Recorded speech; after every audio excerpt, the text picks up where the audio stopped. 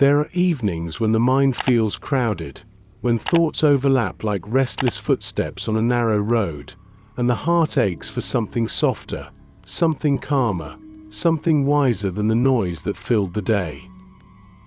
Moments when the spirit feels stretched thin, not by anything dramatic, but by the small heavinesses that gather quietly, uninvited, forming a weight that no one else can see.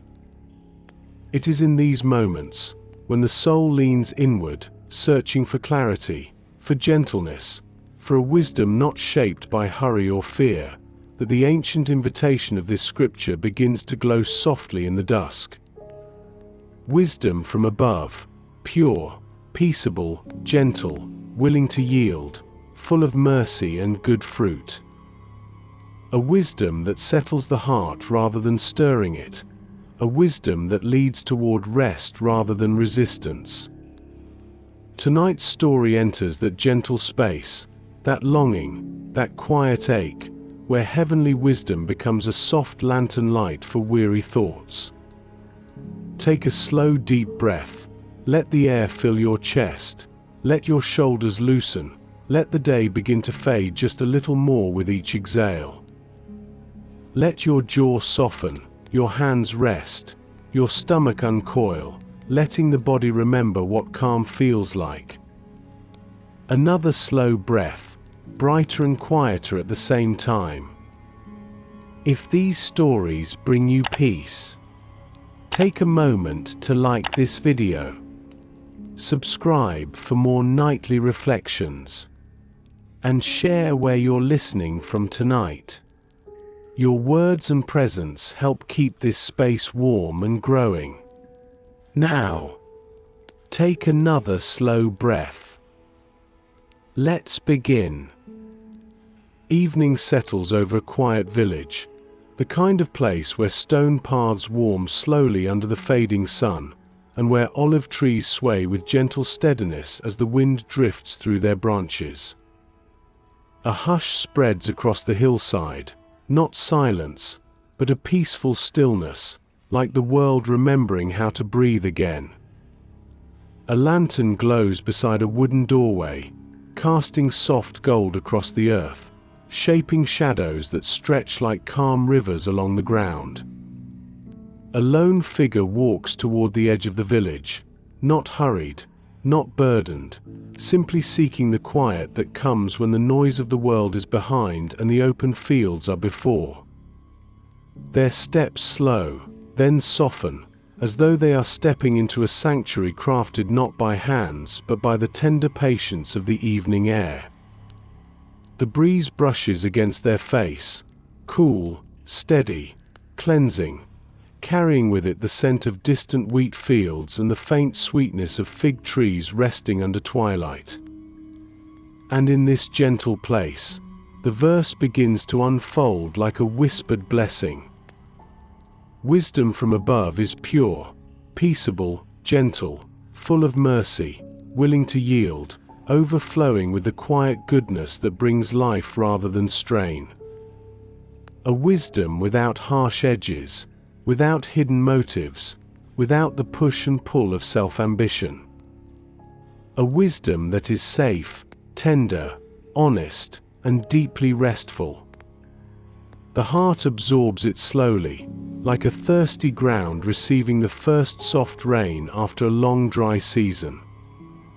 The wandering thoughts soften, the inner hurry unwinds, and something in the soul whispers with relief, "This is what I needed tonight." Not more answers, not more noise, not more striving. Just wisdom that eases the weight, wisdom that wraps the heart in peace, wisdom that feels like God drawing near in a way that asks nothing, demands nothing, presses nothing. Only offers presence. Only offers rest. Take another slow, deep breath, letting the body sink a little heavier into stillness. Let the chest expand gently, then release, like a slow tide meeting the shore and slipping back into the wide, steady sea. Feel the softness in your shoulders, the warmth moving through your arms, the settling of your breath as the noise of the day loosens its grip. Rest is not earned, not achieved, not won through effort. Rest is a gift, offered by the one who gives wisdom without reproach, who understands the tangled thoughts of the day and still invites the heart into peace. The lantern by the doorway flickers, casting a path of warm gold toward the open fields, a path that feels safe, a path that feels guided, a path that feels touched by heaven's gentle wisdom. And as the night deepens, the breeze grows softer, like the long, tender exhale of a world finally settling into rest. Let the image linger, a lantern glowing, a quiet path stretching forward, the air cooling around peaceful fields, the promise of wisdom resting like dew on the evening grass.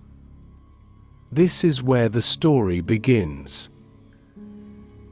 Evening deepens across the small village, spreading long shadows across the stone pathways, turning every familiar corner into something softer, quieter, touched by the patient glow of the fading sun.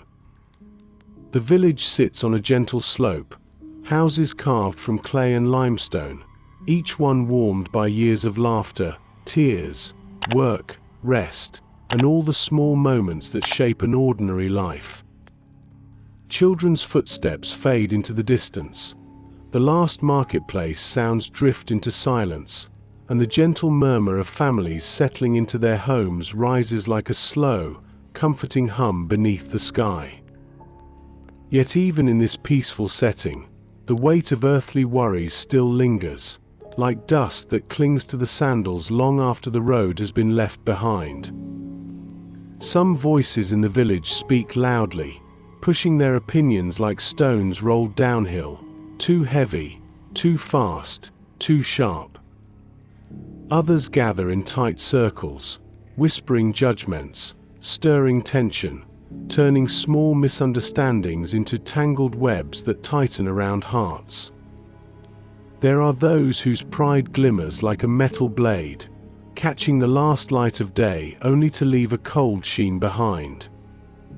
Voices that rush, voices that insist, voices that demand. Earthly wisdom often sounds like this, noisy, restless, fueled by fear, shaped by comparison, eager to win, slow to listen.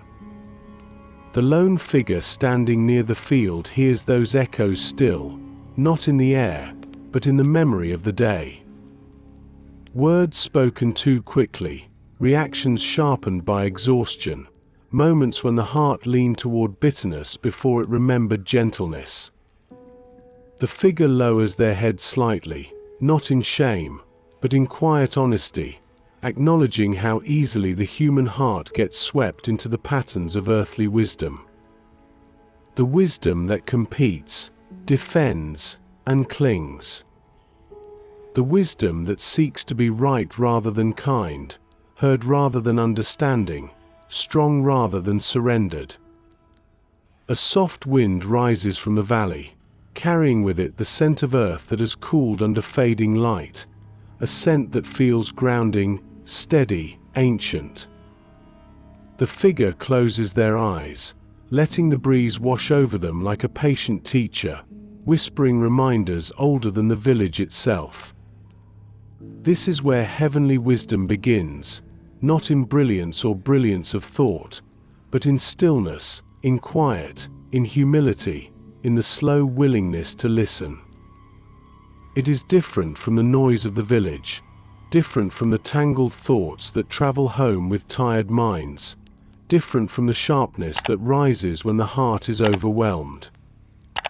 Wisdom from above, pure, peaceable, gentle, willing to yield, full of mercy and good fruit.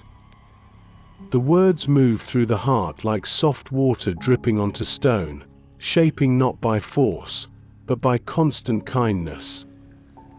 The figure breathes them in, slowly, deeply, as if every inhale draws heaven a little closer, and every exhale releases the dust of the day. The village remains behind them, a place full of ordinary people carrying ordinary struggles, each one trying to navigate the tensions of the human heart. But here, in the expanding quiet of dusk, heavenly wisdom feels near, as though it has been waiting patiently for the noise to soften. The sky above shifts to deeper shades of blue, a serene canopy sprinkled with early starlight, each star glowing with a tenderness that needs no voice, no argument, no defense. Creation speaks without noise, without push, without pride. This is the language of heaven's wisdom. The figure listens, not with ears, but with the heart, noticing how slowly the unrest inside begins to smooth out, like ripples on a pond settling to stillness after a stone has been lifted rather than thrown. This gentle settling is a gift, not an achievement, not a result of effort, but a quiet reception of what God offers freely. The breath deepens again, softening the chest, inviting release, allowing the spirit to unfurl like a leaf opening toward morning light. A flock of small birds sweeps across the darkening sky, moving as one, calm, unhurried, guided by something unseen yet trustworthy. Their wings beat in silence, like the rhythms of grace that guide the heart when it lets go of noise and turns toward peace. In the village below, lamps begin to glow behind small windows, warm circles of light reminding the figure that every home holds stories, worries, and hopes not unlike their own. Everyone longs for wisdom that soothes rather than stings, wisdom that heals rather than divides, wisdom that breathes peace into places where conflict tries to settle. The figure steps forward onto the path, the earth cool beneath their feet, the breeze lifting the last strands of heat from the day, inviting an even deeper quiet. This is the threshold between earthly noise and heavenly whisper, between striving and surrender, between wisdom from below and wisdom from above. Another slow, deep breath rises in the chest, expanding the ribcage with warmth and steadiness, then releasing with a tender sigh into the evening air. The night is ready to unfold its lesson, and the heart is beginning to open to it. Night settles slowly over the hillside, deepening the blue of the sky until it becomes a gentle veil of shadow and starlight. The village behind the figure grows quieter, the last conversations dissolving into murmurs that fade with every passing moment. Somewhere in the distance, a shepherd guides his flock toward the folds of the valley, his footsteps soft, steady, leaving only a faint rhythm that blends into the breath of the night. On this path, just beyond the final home, stands a place where people often come when they seek clarity, a place where the air itself feels patient, as if it has learned the art of listening. And near this place, there is a man the villagers speak of often, not because he commands attention, but because he seems untouched by the rush that carries everyone else. He is the quiet teacher, known not for many words, but for the way he holds space for others, offering presence rather than pressure, stillness rather than noise. When people come to him with tangled questions, he does not speak quickly, he does not give answers wrapped in cleverness, he does not place himself above them. He simply listens, deeply, fully, with a heart open like early morning light stretching across the fields. He listens until their own voices soften, until their breath steadies, until their hurried thoughts begin to loosen their grip.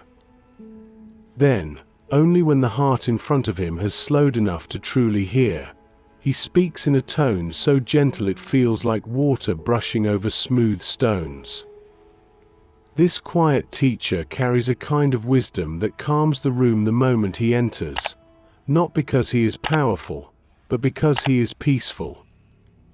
The wisdom of heaven rests on him like dew on the grass, subtle, refreshing, not forcing itself into notice, yet impossible to ignore once felt. Those who sit with him say his presence feels like shade in the heat of day, or like oil poured over a weary spirit, soothing every place that has been rubbed raw by the world. He does not raise his voice, he does not argue, he does not try to win with knowledge or sharpen thoughts. He simply lives a wisdom shaped by purity, peace, gentleness, mercy, and a steady willingness to yield when yielding brings harmony. Some call it weakness, but those who have tasted the bitterness of pride know it is the strongest thing a soul can hold. The figure on the path remembers the last time they sat near the quiet teacher, on a day when their own heart was tangled with frustration. They had spoken quickly, words tumbling out with a mixture of anger and longing, their breath uneven, their voice rising like a sudden storm. The teacher had not interrupted, not once. He had not pushed for details, not asked for reasons, not offered solutions that tightened instead of loosened. He had simply let silence gather gently between them, broken only by the sound of wind threading through the branches above. And then, when the storm of the figure's words finally quieted, he had spoken softly, not to correct, not to judge, not to assert himself, but to remind that heavenly wisdom always begins where the heart becomes still enough to receive it. That peace rises where pride falls silent. That gentleness carries more strength than harshness ever could. That mercy grows fruit nothing else can grow. The memory of that conversation returns now, glowing like a lantern the heart forgot it still carried. The quiet teacher had made no dramatic declarations, yet the room had shifted around his presence, smoothing tension, dissolving sharpness, opening a path toward clarity that felt like walking through morning mist. The figure draws a slow breath, letting this memory seep into the present moment, soothing the places where the day left strain. A sense of gratitude rises unhurriedly, the kind that settles warm along the ribs and moves toward the throat like a gentle light. The quiet teacher's wisdom mirrors the wisdom from above described in the ancient verse. Pure, peaceable, gentle, not pushing, not proving, simply inviting. Willing to yield when yielding makes way for peace, yet unshaken in the things that truly matter. The figure steps deeper into the night, the earth cool beneath their feet, the breeze soft against their skin, the lantern of memory guiding their thoughts towards stillness. Overhead, stars glisten like patient eyes, watching a world that hurries far more than it needs to. The quiet teacher lives beneath this same sky, anchored, unhurried, breathing the same air, listening to the same wind that now brushes the figure's face. Another slow inhale, long, steady, pulling in the cool night, letting the ribs widen gently. A deep exhale, softer, slower, leaving the body a little lighter each time. This is how wisdom descends, not with noise, not with force, but with a gradual, faithful settling, like dust drifting to the ground after the wind has passed. The figure feels the heart shift, even if only slightly, toward the same quiet clarity the teacher carries. A shift toward listening, toward softness, toward peace. The night opens wider, like a sanctuary waiting for the next step, inviting the figure to walk farther into the lesson of heavenly wisdom. The night air cools as the figure continues along the narrow path, each step pressing softly into the earth, each breath drawing a little more calm into the spaces that felt crowded earlier. The sky above glimmers with a quiet radiance, stars scattered like fragile seeds of light across the deepening blue, each one steady, patient, unhurried. It is beneath this gentle canopy that the difference between earthly wisdom and heavenly wisdom begins to unfold, not in loud declarations, but in the quiet spaces where the heart examines itself honestly. Earthly wisdom often comes dressed in confidence, a confidence that rises quickly, speaks sharply, insists on being heard. It pulls the mind toward comparison, feeding on moments of frustration, fueling the desire to be right, to be admired, to be above. It thrives on the swirling noise of restless thoughts, building itself out of fear, insecurity, the need to protect one's image, the need to control outcomes. It can be clever, impressive, persuasive, but it rarely brings peace. It leaves the heart buzzing, unsettled, brittle, reactive. Earthly wisdom looks strong for a moment, but it tires the soul the longer it is carried.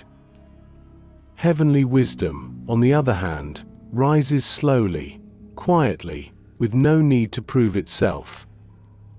It does not force, does not fight, does not sharpen itself into weapons.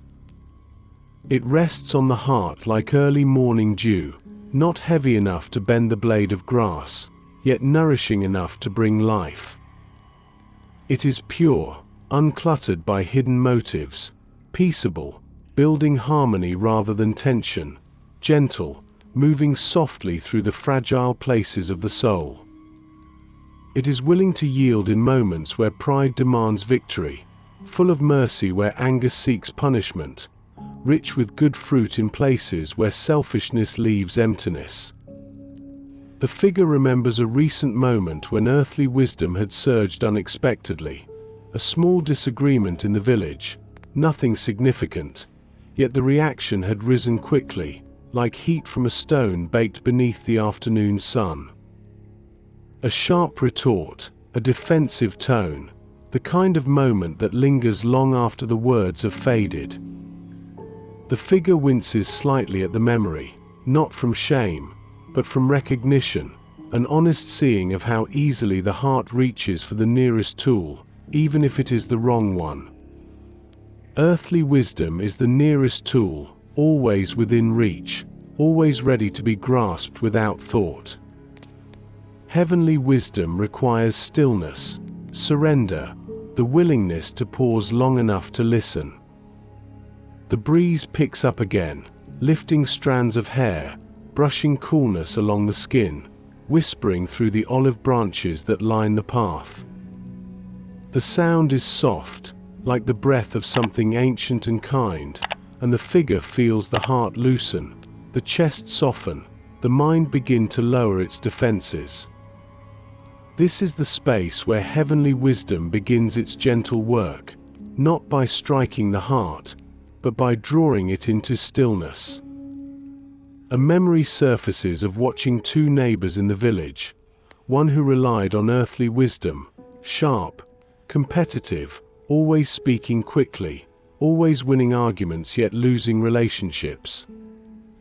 And another, quiet, patient, slow to speak, often misunderstood as passive, yet her home overflowed with peace, her fields flourished, and her friendships endured the storms that broke others apart. The figure had seen this contrast many times, had felt it in their own chest, the difference between the inner tightening that follows earthly responses and the softening that arises when choosing peace.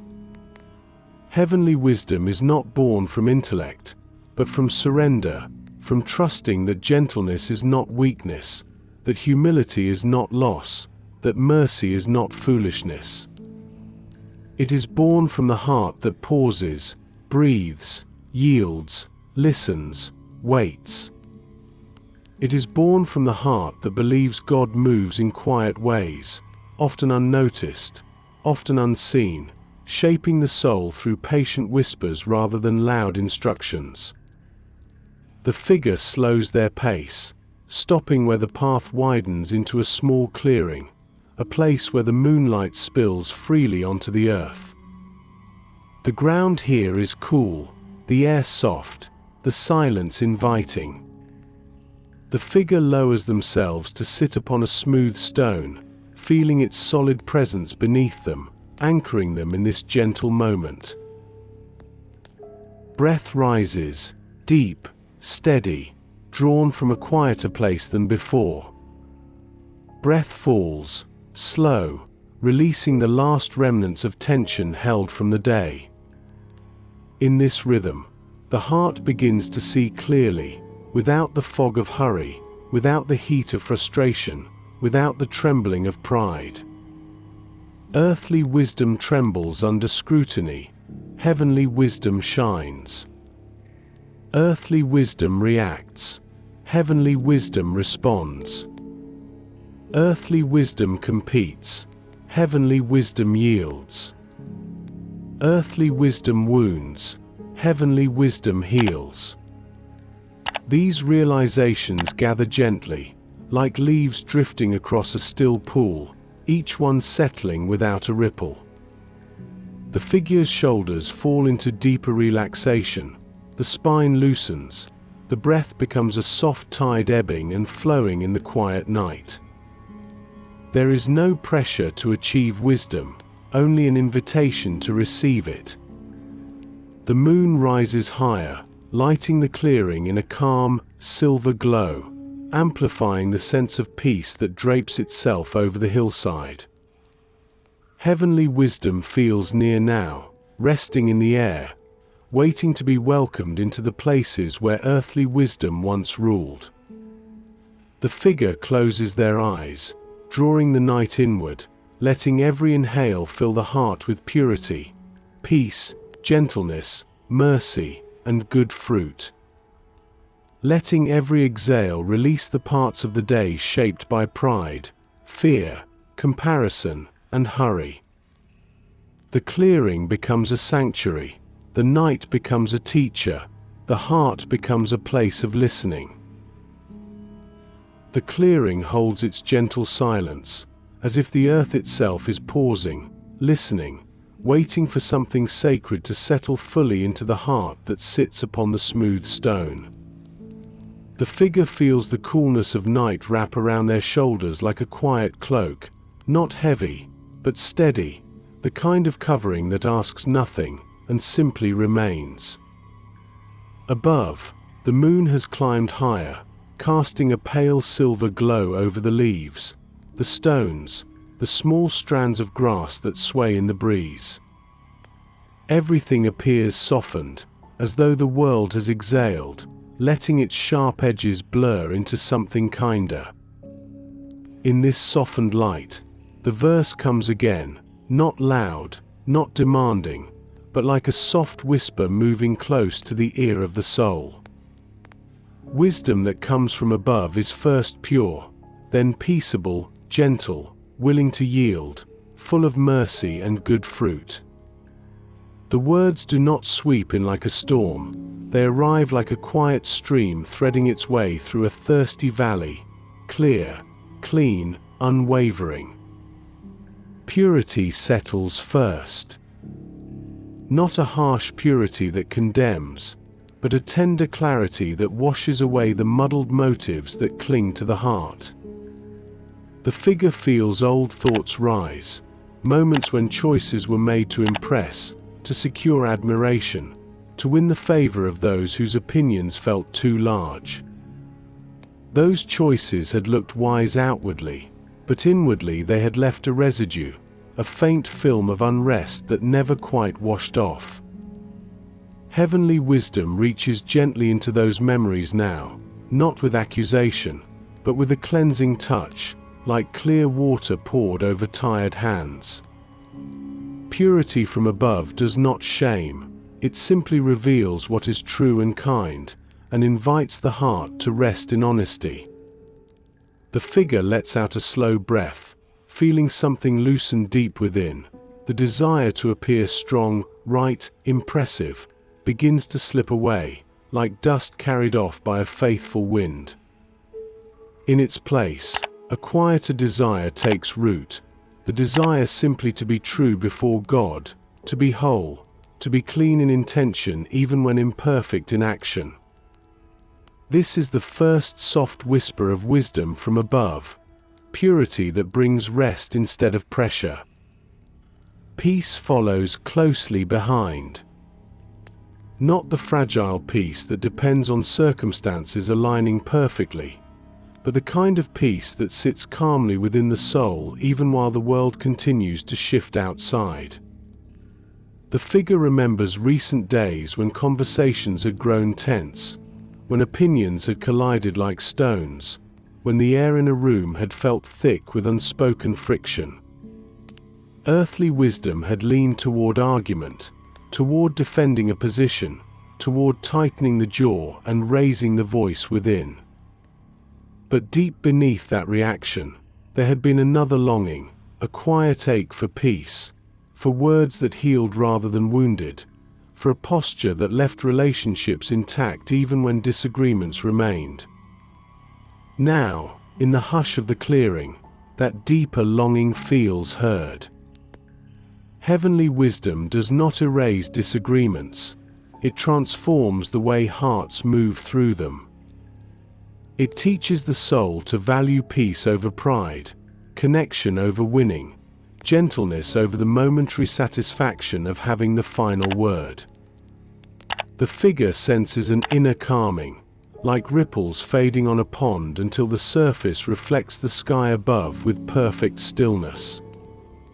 Peace from above is not fragile, it is rooted in the steady heart of God, and when it settles inside, everything else begins to quiet around it.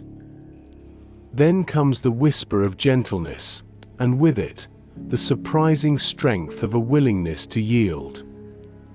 The figure thinks of countless small moments in daily life, when insisting on being right had felt so important. Moments at the market, moments at the well, moments around the table when conversations had turned into small contests, each person leaning in just enough to defend territory that was never truly at risk. Those moments had left a faint tiredness afterward, a weariness that did not match their size. Was the victory worth the heaviness that followed? In the clearing, the question drifts like mist, and the answer arrives quietly. Heavenly wisdom is willing to yield, not because truth does not matter, but because love matters more. It knows when to release a minor point to preserve a tender heart, when to surrender the need to win so that peace may endure, when to let silence speak louder than another round of words. It is willing to step back, to soften a stance, to listen longer, to let someone else be seen, even if the heart still holds a different perspective. Yielding in these moments is not defeat, it is an expression of trust. Trust that God sees, that God knows, that God holds truth securely even when the human heart chooses gentleness over argument. The figure feels this wisdom like a warm light spreading through the chest, illuminating places that once braced for conflict. There is a quiet freedom in realizing that every conversation does not need to be won, every misunderstanding does not need to be corrected, every offense does not need to be pursued. Some things can be surrendered into the hands of God, who judges with perfect justice and perfect mercy, whose wisdom is never threatened by the softness of his children. A breeze moves through the clearing once more, cooler now, yet strangely comforting, as though the night itself is nodding in agreement. Leaves rustle overhead, a sound like gentle applause, like affirmation whispered through branches. The figure closes their eyes, letting the breath slow even further, each inhale drawing in purity, peace, willingness to yield, each exhale releasing pride, tension, the craving to be seen as wise in the eyes of others. In the hidden places of the heart, a quiet shift takes place. Not a dramatic turning, but a gradual leaning, a soft reorientation toward the wisdom that comes from above. The mind begins to rest, the shoulders grow heavier with relaxation, the spine eases into the support of the stone beneath. The figure is not striving to ascend into wisdom. Wisdom is descending, settling, like a gentle covering from heaven. Above, the stars shine steadily, unconcerned with human striving, unshaken by the rise and fall of daily worries. Their light is pure, their presence peaceful, their path unforced. They are a quiet reflection of the wisdom now resting over the clearing and within the heart that waits there. Another long, deep breath. Inhale, receiving what God gives so freely. Exhale, releasing what the heart was never meant to carry alone. The night feels even quieter now, as if the world has leaned in closer around this single soul, honoring the sacred work of heavenly wisdom gently reshaping the inner landscape. Night settles deeper across the hillside, wrapping the world in a quiet that feels almost sacred, a quiet that clears the mind enough to see truths that daylight often conceals. The figure remains in the clearing, breath slow, body softened, heart open, when another memory surfaces, one that has lingered through many seasons. A memory of a farmer who lived on the eastern edge of the village, a man whose fields stretched far, but whose peace stretched thin. He was known for his strength, for his determination, for the speed of his hands at harvest, yet people often approached him with caution. Not because he was cruel, but because his words carried sharpness, like thorns woven into the wind. He sowed seeds in the soil with great skill, but he sowed quarrels among his neighbors with equal talent. If a boundary line shifted slightly during the storms, he assumed the worst. If a tool went missing, he accused before asking. If someone offered advice on the coming season, he took it as criticism rather than care. His heart lived in a permanent readiness to defend itself, as though the whole world waited to take advantage of him. Earthly wisdom whispered constantly in his ear. Protect yourself. Assume the worst. Trust no one fully. Never yield. Be strong, or you will be stepped on. And so he lived according to those whispers, convinced that harshness was strength, that suspicion was wisdom, that conflict was a sign of vigilance rather than fear. He believed he was sowing prudence, but he was sowing quarrels, and the harvest always came. The figure remembers watching his fields during one particular season, a year when the rains had been generous, when the earth had given freely, when all signs pointed toward abundance.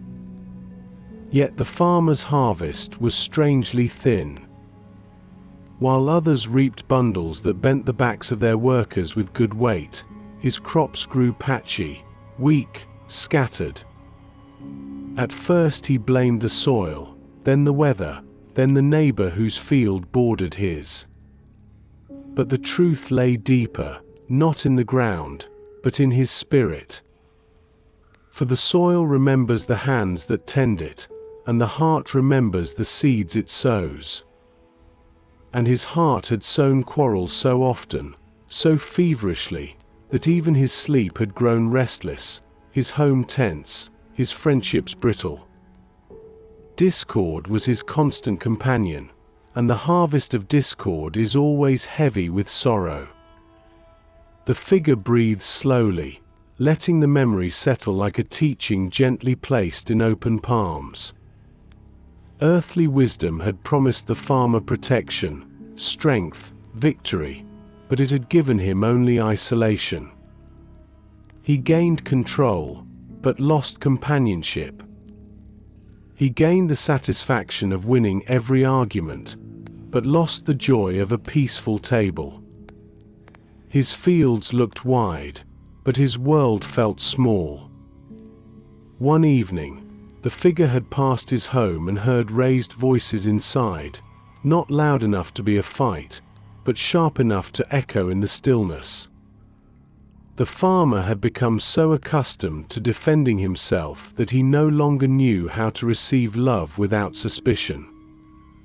His family's soft questions felt like criticism. Their concern felt like challenge. Their tenderness felt like a trap. Earthly wisdom had trained his heart to brace before it breathed. In the clearing now, the figure closes their eyes and draws in another slow breath, sensing the weight that the farmer carried, the burden of living by wisdom that exhausts instead of restores.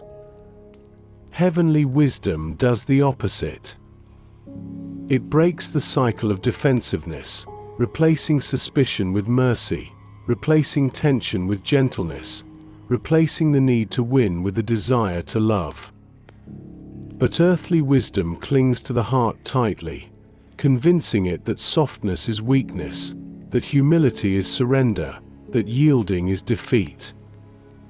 The figure remembers that season vividly, because something changed in the farmer near the end. A day came when he stood alone in his field, staring at the thin harvest, and a strange stillness fell upon him. The wind moved gently across the crops, bending the thin stalks in waves of soft surrender. And for the first time, he wondered if perhaps he had been sowing the wrong seeds all along. He had looked out across the land and realized something painful yet freeing. His fields were a mirror of his heart.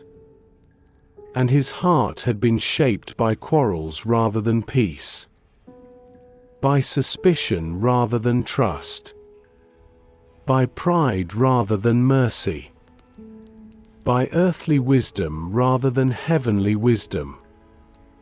The figure remembers approaching him that day, seeing the heaviness in his eyes, a heaviness that was not anger, not frustration, but recognition.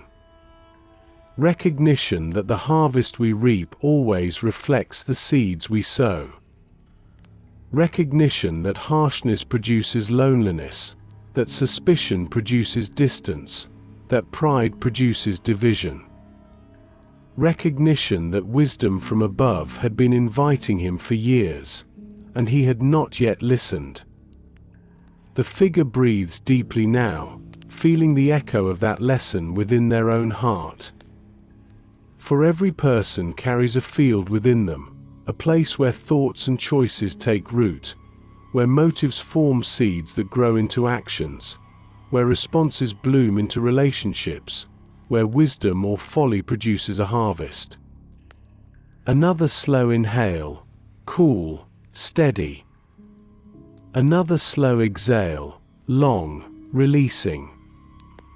The breeze thickens slightly, as if carrying the faint scent of soil freshly turned, the memory of fields ready for a gentler season. Heavenly wisdom is always ready to sow peace where quarrels once grew. Always ready to plant mercy where suspicion once lived. Always ready to produce good fruit where the heart once carried heavy burdens. The figure lifts their gaze toward the sky, stars scattered like seeds across the deep night, each one a reminder that God sows generously, patiently, lovingly, even when the human heart sows otherwise. And the figure knows, deep within, that the story is turning, moving toward a gentler harvest. The memory of the quarrelsome farmer softens into the night, settling into the clearing like a lesson etched gently into the soil. But another memory rises beside it, warm, steady, luminous, the kind of memory that moves with the quiet glow of a lantern held in careful hands. It is the memory of his neighbor, a woman whose small home sat just beyond a curve in the path, her fields humbler, her harvest simpler, yet her life wrapped in a peace that others could feel even before they stepped through her doorway. Where the farmer sowed suspicion, she sowed kindness. Where he rested on harshness, she rested on mercy. Where he sharpened every word, she softened hers with listening. People in the village knew her not for the size of her fields, but for the stillness that followed her presence, like the calm left behind after rain. The figure's breath slows as they remember her gentle ways, the manner in which she moved through life, unhurried, undemanding, carrying a wisdom that felt as though it had roots deeper than the earth beneath her feet. She did not force harmony, she cultivated it. She did not chase understanding, she welcomed it. She did not defend herself with walls, she protected her peace by tending to her heart before she tended to her opinions. Her doors were always slightly open, not wide enough for chaos to rush in, but open enough that no one ever felt turned away. Inside her home, clay jars lined the shelves, filled with dried herbs from her garden, each one chosen for its ability to soothe, to heal, to calm. Her table held a single olive wood lamp, its flame gentle, steady, casting light that leaned toward every corner without harshness. This was her way. Light that leans rather than blinds. Words that soften rather than break. Presence that steadies rather than stirs. She never boasted of her wisdom, never quoted long strings of sayings, never presented herself as one who had figured out more than others. Instead, her wisdom revealed itself through the simplest things. The way she greeted the morning with gratitude. The way she paused before speaking, choosing the gentlest truth. The way she listened with her whole face, her whole posture, her whole spirit. The way she released small offenses before they could take root. The figure remembers passing by her fields one early morning, long before the village woke. Mist curled along the ground, the sky touched with faint strokes of rose and silver, and there she stood, quietly weaving her fingers through the tops of the wheat as though offering a blessing. Her breath was slow, her eyes soft, and even the wind seemed to move more gently around her. She sowed peace into the earth with the same diligence others sow seeds. People often wondered how she maintained such calm, how she kept her heart free from the quarrels that knotted themselves into the lives of others. Some believed she simply had an easy life, but the figure knew better. She had known grief, disappointment, betrayal, and days so heavy they pressed her spirit toward the ground. But in every difficulty, she made one choice again and again: to seek the wisdom that comes from above. To align her steps with purity, peace, gentleness, mercy, good fruit, and a heart willing to yield. Her harvests reflected that choice. They were not the largest, but they were the most nourishing. Not the most impressive, but the most consistent. Not the loudest, but the most healing. Neighbors lingered in her presence because her soul rested in a peace they longed to taste.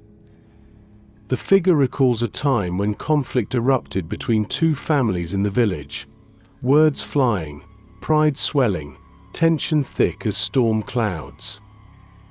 People took sides, voices rose, tempers flared, and the quarrel spread like fire along dry branches. But she walked into that space like a soft rain. She said little, but her presence reminded people of their kinder selves. When she finally spoke, her words were gentle enough to be heard, and honest enough to be trusted. She did not accuse, she invited. She did not argue, she illuminated. And slowly, almost imperceptibly, the quarrel loosened, the edges softened, hearts remembered their dignity. Children loved her because they felt safe. Widows loved her because she remembered them. Travelers loved her because she welcomed them without suspicion. Her peace was not passive, it was powerful. The kind of peace that grows only where heavenly wisdom has taken root. The figure inhales deeply, drawing her memory inward like a warm breath on a cold night. Her life had taught something essential. That peace is not accidental, it is planted. That gentleness is not weakness, it is chosen. That yielding is not losing, it is loving.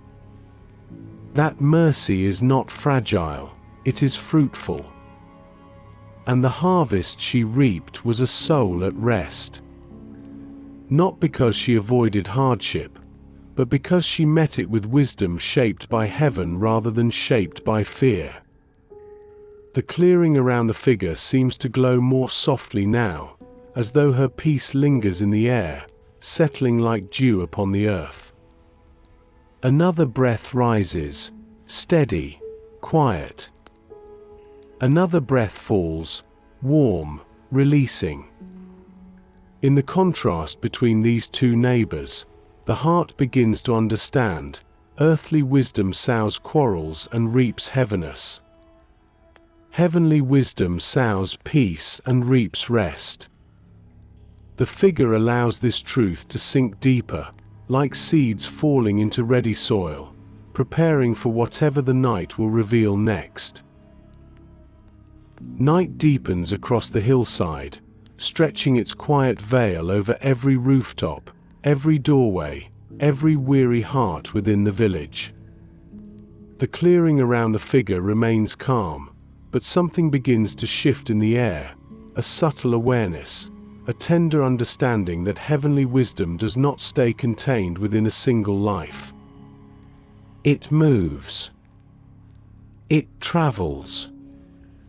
It flows the way still water spreads across low ground, slowly, silently, reaching places no one expected. The memory of the peaceful neighbor lingers in the figure's mind, warm as lamplight, soft as the hush that follows gentle rain. Her life had been a vessel through which heavenly wisdom poured into the village, touching hearts that did not know how to name their longing for something purer, quieter, kinder. People often assumed wisdom required strength, authority, brilliance, the ability to influence others with bold words. But she lived a different truth. Wisdom does not shout, it settles. It does not push, it guides.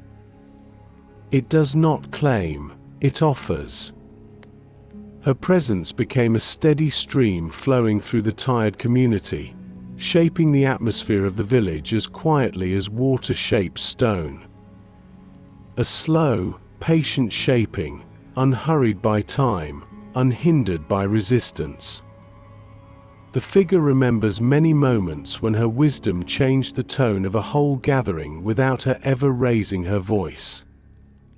There were evenings when families gathered near the well, tension simmering beneath the surface, old disagreements rising like dust in the heat of the day. One harsh word could have stirred conflict. One defensive comment could have reopened old wounds.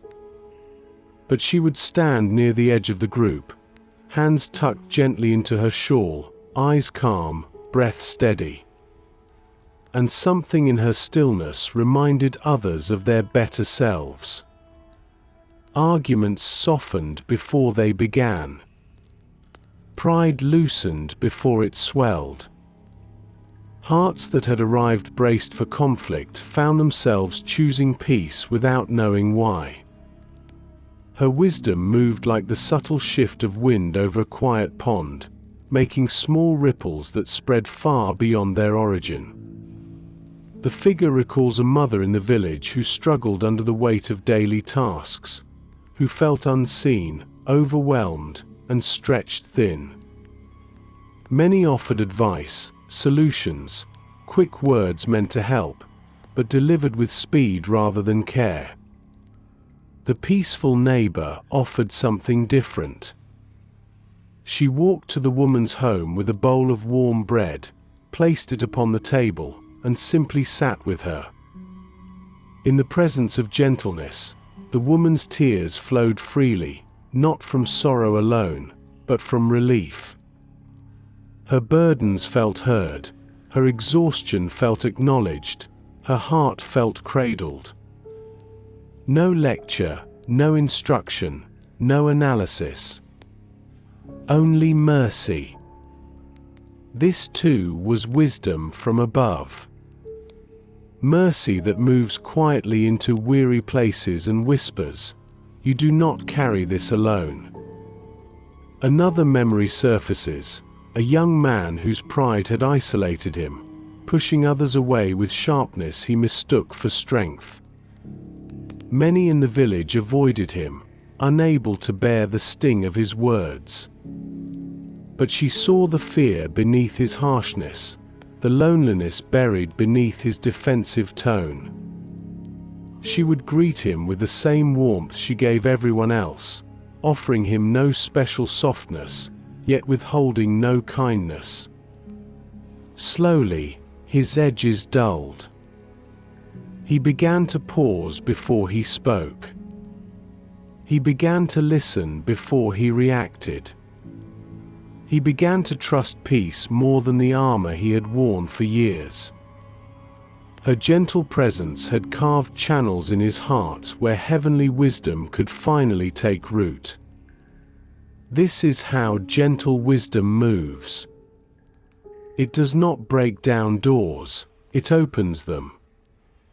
It does not seize the heart, it softens it. It does not force transformation, it invites it. The figure breathes deeply, feeling the truth of it settle within their own spirit. Wisdom from above is not a storm, it is a stream. A stream that flows from one life to another, shaping every place it touches. The figure remembers sitting beside the peaceful neighbor one late afternoon, the air warm, the sky glowing with golden hues as the sun dipped toward the horizon. They had spoken very little, and yet the stillness between them had felt full, meaningful, restful. The figure realized then that wisdom does not always need words. Sometimes it is carried in the pauses, the presence, the willingness to remain calm when others swell with noise. And now, in the clearing, under the hush of night, the figure begins to sense that same stream flowing around them, through them, inviting them to receive what they too can carry into the world. For heavenly wisdom does not come only for one heart, it comes for many. It spreads through kindness, through gentleness, through mercy, through yielding, through purity of intention.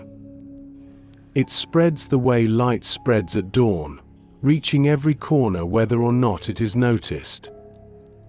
Another slow inhale, cool, steady. Another long exhale, soft, releasing. The figure feels the night deepen within their chest, the peace widening, the breath smoothing. This is the way of heavenly wisdom. Quiet, patient, persistent, transforming a weary community not through dominance, but through presence. Not through strength, but through softness.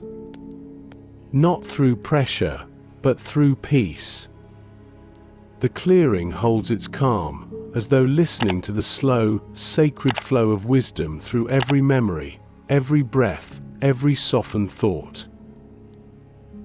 The night drapes itself deeper across the hillside, settling like a soft blanket over every memory, every thought, every quiet shift unfolding inside the figure's heart.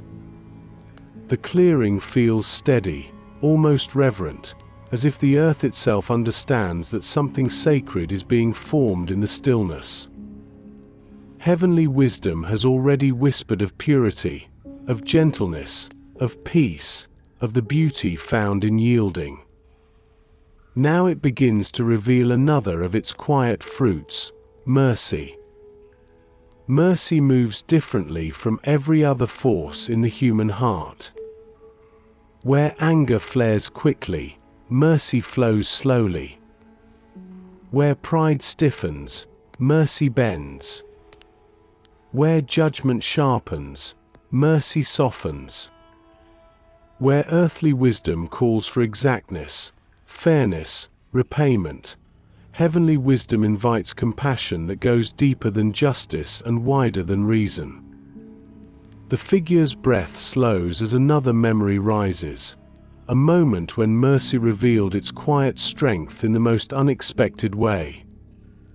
It was late spring, and a harsh storm had torn across the village, ripping tiles from roofs, flattening young crops, scattering debris across the fields.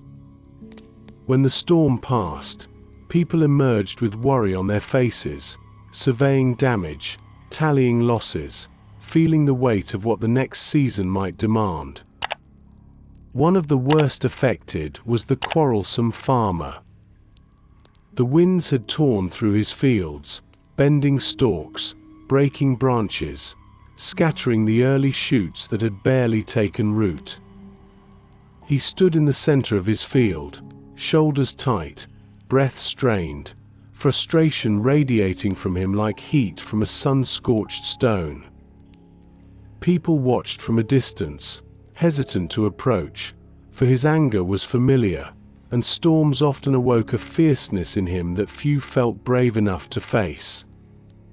But the peaceful neighbor, the woman known for her gentle wisdom, walked toward him with steady steps. Not timid, not hesitant, simply steady. When she reached his field, she did not speak of consequences, or carelessness, or why better preparation might have prevented this. She did not remind him of the harsh words he had spoken to her only a week before, nor of the suspicion he had thrown her way countless times. She simply stepped beside him, her presence quiet, her gaze soft as she looked over his ruined crops. He expected criticism. He expected blame. He expected a lecture delivered in silence. But he received none of these. Instead, she knelt and began to gather branches from the ground, her hands moving gently over the torn plants, separating what could be saved from what could not. Mercy in action.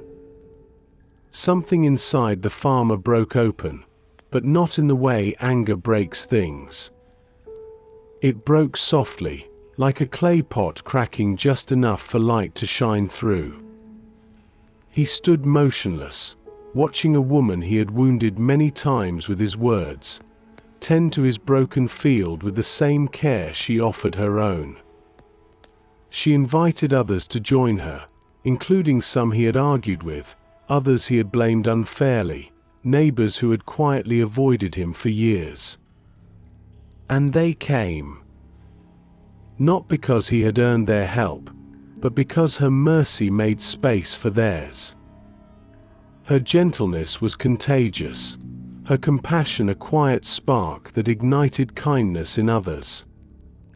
The figure remembers standing at the edge of that sight, witnessing the way mercy transforms a moment heavy with shame into a moment rich with healing.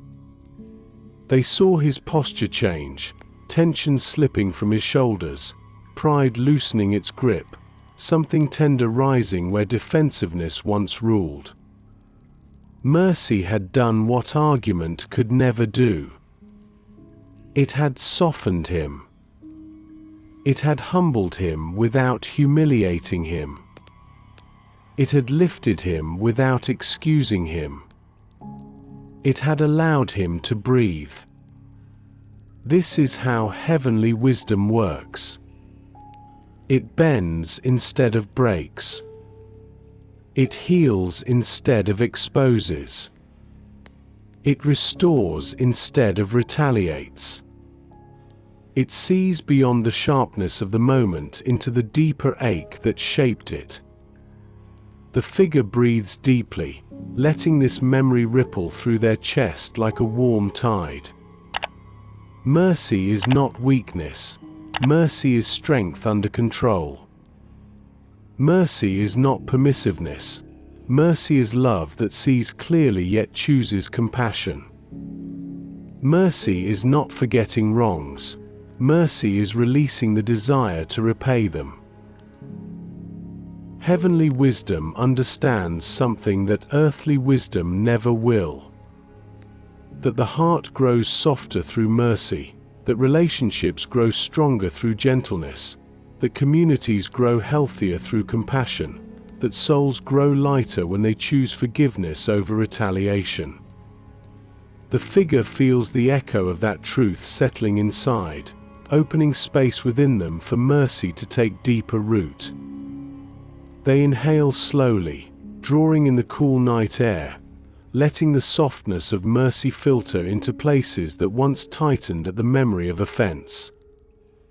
They exhale, releasing old tensions, old grievances, old weights that no longer need to be carried.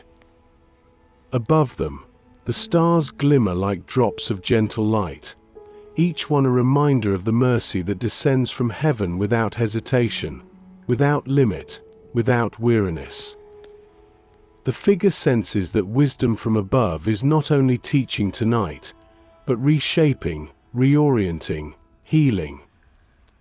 And the night feels like a companion in this sacred work, holding the quiet, holding the breath, holding the space where mercy begins to bloom.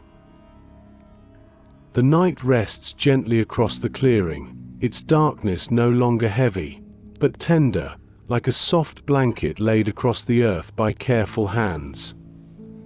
The figure remains seated upon the smooth stone, breath slow, body released into stillness, heart quietly unfolding under the patient lessons of heavenly wisdom. Memories of the farmer and his neighbor still linger, contrasting lives woven like threads through the tapestry of the village, showing clearly what grows when earthly wisdom guides the hand, and what grows when wisdom from above tilts the heart toward peace.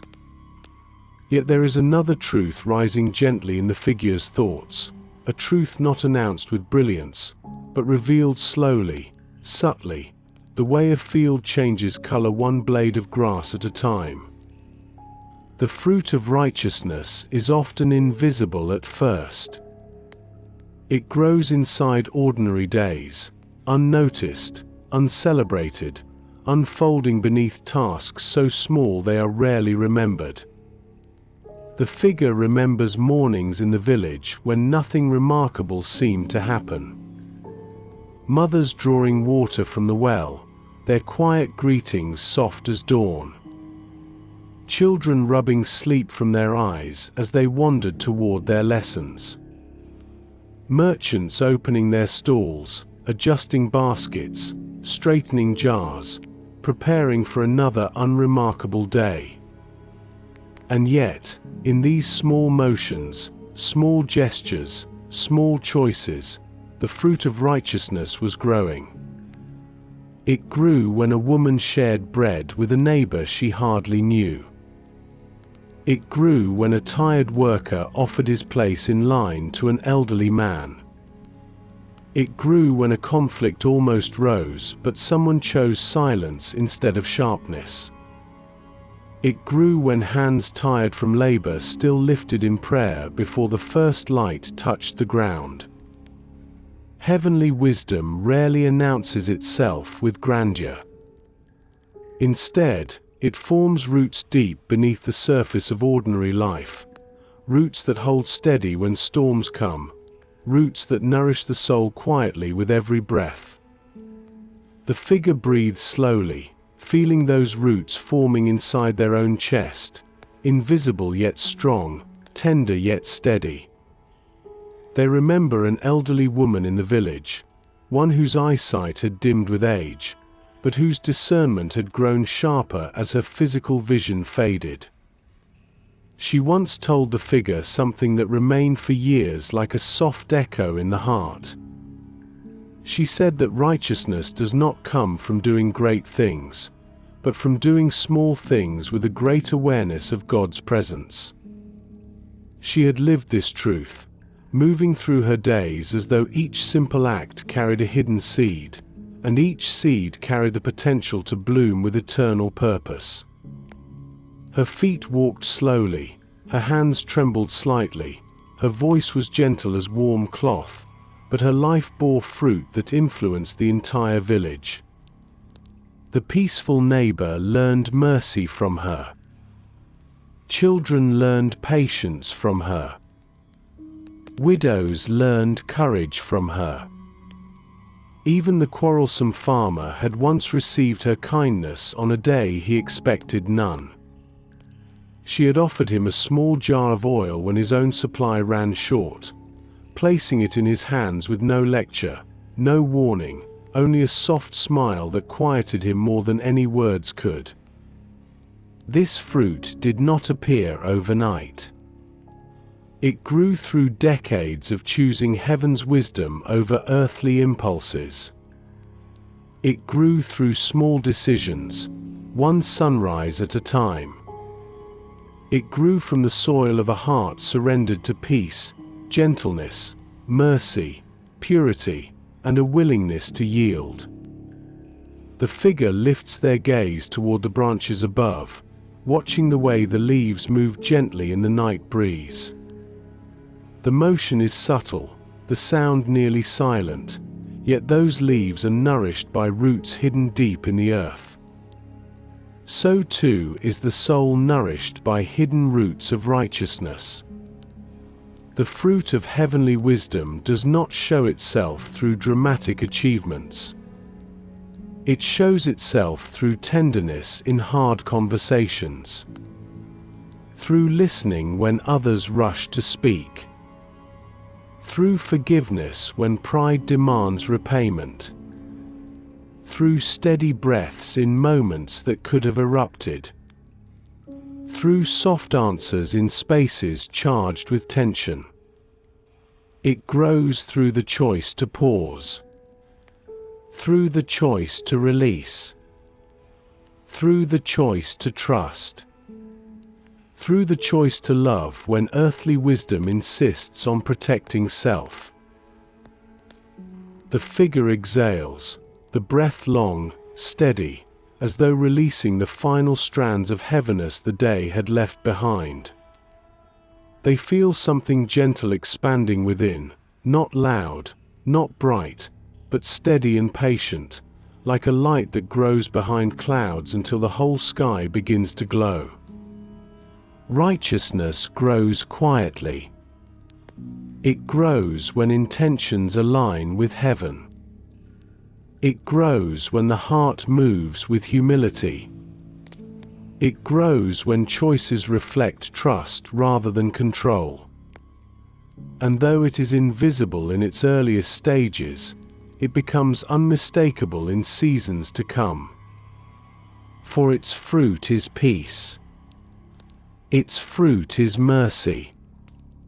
Its fruit is gentleness. Its fruit is a heart at rest. The figure places a hand gently against the earth, feeling the cool firmness beneath their palm, the steady presence of the ground itself. Everything in creation grows slowly, patiently, faithfully. Human souls, shaped by heavenly wisdom, grow the same way. Another slow inhale, softening the chest. Another long exhale, emptying the mind. The night surrounds them, quiet, patient, full of unseen life. The night deepens into a quieter stillness, a kind of hush that feels almost sacred, wrapping itself around the clearing like soft fabric drifting on unseen currents. The figure remains seated, breath slow, heart open, mind softened by the gentle lessons that have flowed through memories of the village and the people who carried both earthly and heavenly wisdom in their lives. And into this softness, another truth begins to rise, one that every soul knows too well, the moment when harsh words try to lift themselves from the tongue. It is a familiar moment. A tightening in the chest. A quickening in the breath. A heat that rises behind the ribs. A thought that sharpens itself like a blade seeking release. The figure remembers such a moment clearly, one that unfolded not long before this evening of reflection. A moment when frustration had grown too quickly, fed by exhaustion, misunderstanding, and the noise of the day. They were standing near the well, the sun high, the air thick, the body weary from tasks, when a neighbor approached with a hurried voice and a critical tone. The figure had felt something spark inside, a sudden flare of defensiveness, ready to leap into sharp words shaped not by truth but by irritation. Earthly wisdom was quick to rise. Say something before they say more. Guard your dignity. Do not appear weak. Prove your point. Win this moment. The words hovered at the edge of the figure's tongue, trembling with impatience, ready to spill. They felt the swell of pride, the quick rush of heat, the tightening jaw that so often precedes regrettable speech. It is a moment every heart knows, the thin edge between peace and conflict, where one breath can tilt the entire day. But then, something unexpected happened. A whisper, gentle, almost imperceptible, brushed through the figure's chest. A soft remembering. A small tug toward stillness. Not a command, not a rebuke, simply a quiet invitation. Heaven's wisdom, pure, peaceable, gentle, willing to yield. It entered the figure's awareness like a lantern lifted inside the mind, not bright enough to overpower, but warm enough to redirect. The figure paused. One breath. Then another. And in those breaths, the harsh words loosened their grip. The neighbor continued speaking, unaware of the battle taking place in the silent space between impulse and surrender. But the figure's breath slowed, the sharpness softened, the heart steadied itself. And instead of releasing the words that longed to cut, they released a softer response. A simple question. A gentle clarification. A willingness to listen rather than defend. The entire atmosphere shifted. The tension that had coiled in the air unwound. The neighbor's posture eased, the voice softened, the eyes changed from accusation to understanding. A moment that could have erupted into conflict dissolved into peace. The figure now sits in the clearing, remembering how close they had come to choosing the sharper path, the path that earthly wisdom had offered so eagerly. They remember the relief that washed over them afterward, not because they had won, but because they had chosen not to lose themselves. Heavenly wisdom often enters the heart in these small gaps. The half second before speaking. The brief pause before responding. the breath that interrupts the rise of anger. These are sacred spaces where God meets the human soul, offering another way. The figure inhales deeply now, feeling again how that small surrender had opened a doorway into peace rather than strife. And they realize, with a quiet gratitude, that heavenly wisdom does not ask the impossible. It does not demand perfection, or silence, or passivity. It simply invites the heart to soften, to pause, to breathe, to choose a gentler path when the harsher one feels most tempting. The breeze moves slowly through the clearing, brushing against the figure's face with cool tenderness, as if the night itself honors these small victories of the soul. The leaves overhead rustle with a soft sound, like an exhale of relief from the earth.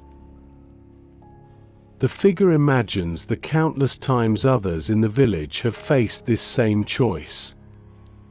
The farmer who once spoke harshly but began to breathe before reacting. The neighbor whose gentle presence changed the tone of entire gatherings. The elders who had learned to speak slowly, shaping their words like blessings rather than verdicts. Heavenly wisdom bends the heart toward peace, not by force, but by grace. And every time a harsh word is softened, every time an impulsive reaction is slowed, every time a tense moment is given space to breathe, the fruit of righteousness grows in unseen places. The figure's breath deepens, their shoulders easing even more, the night settling like warm water around the soul. They feel grateful that wisdom from above meets the heart precisely in its most vulnerable moments, offering not judgment, but guidance, not pressure, but peace. Another gentle inhale. Another quiet exhale. The night waits patiently for the next truth to unfold. The night deepens into a quieter hour, that sacred space when even the wind seems to move with gentler intention, brushing through the branches like a whispered prayer. The figure remains seated in the clearing, head bowed slightly, breath smooth and even, held by the calming rhythm of the lessons unfolding one by one.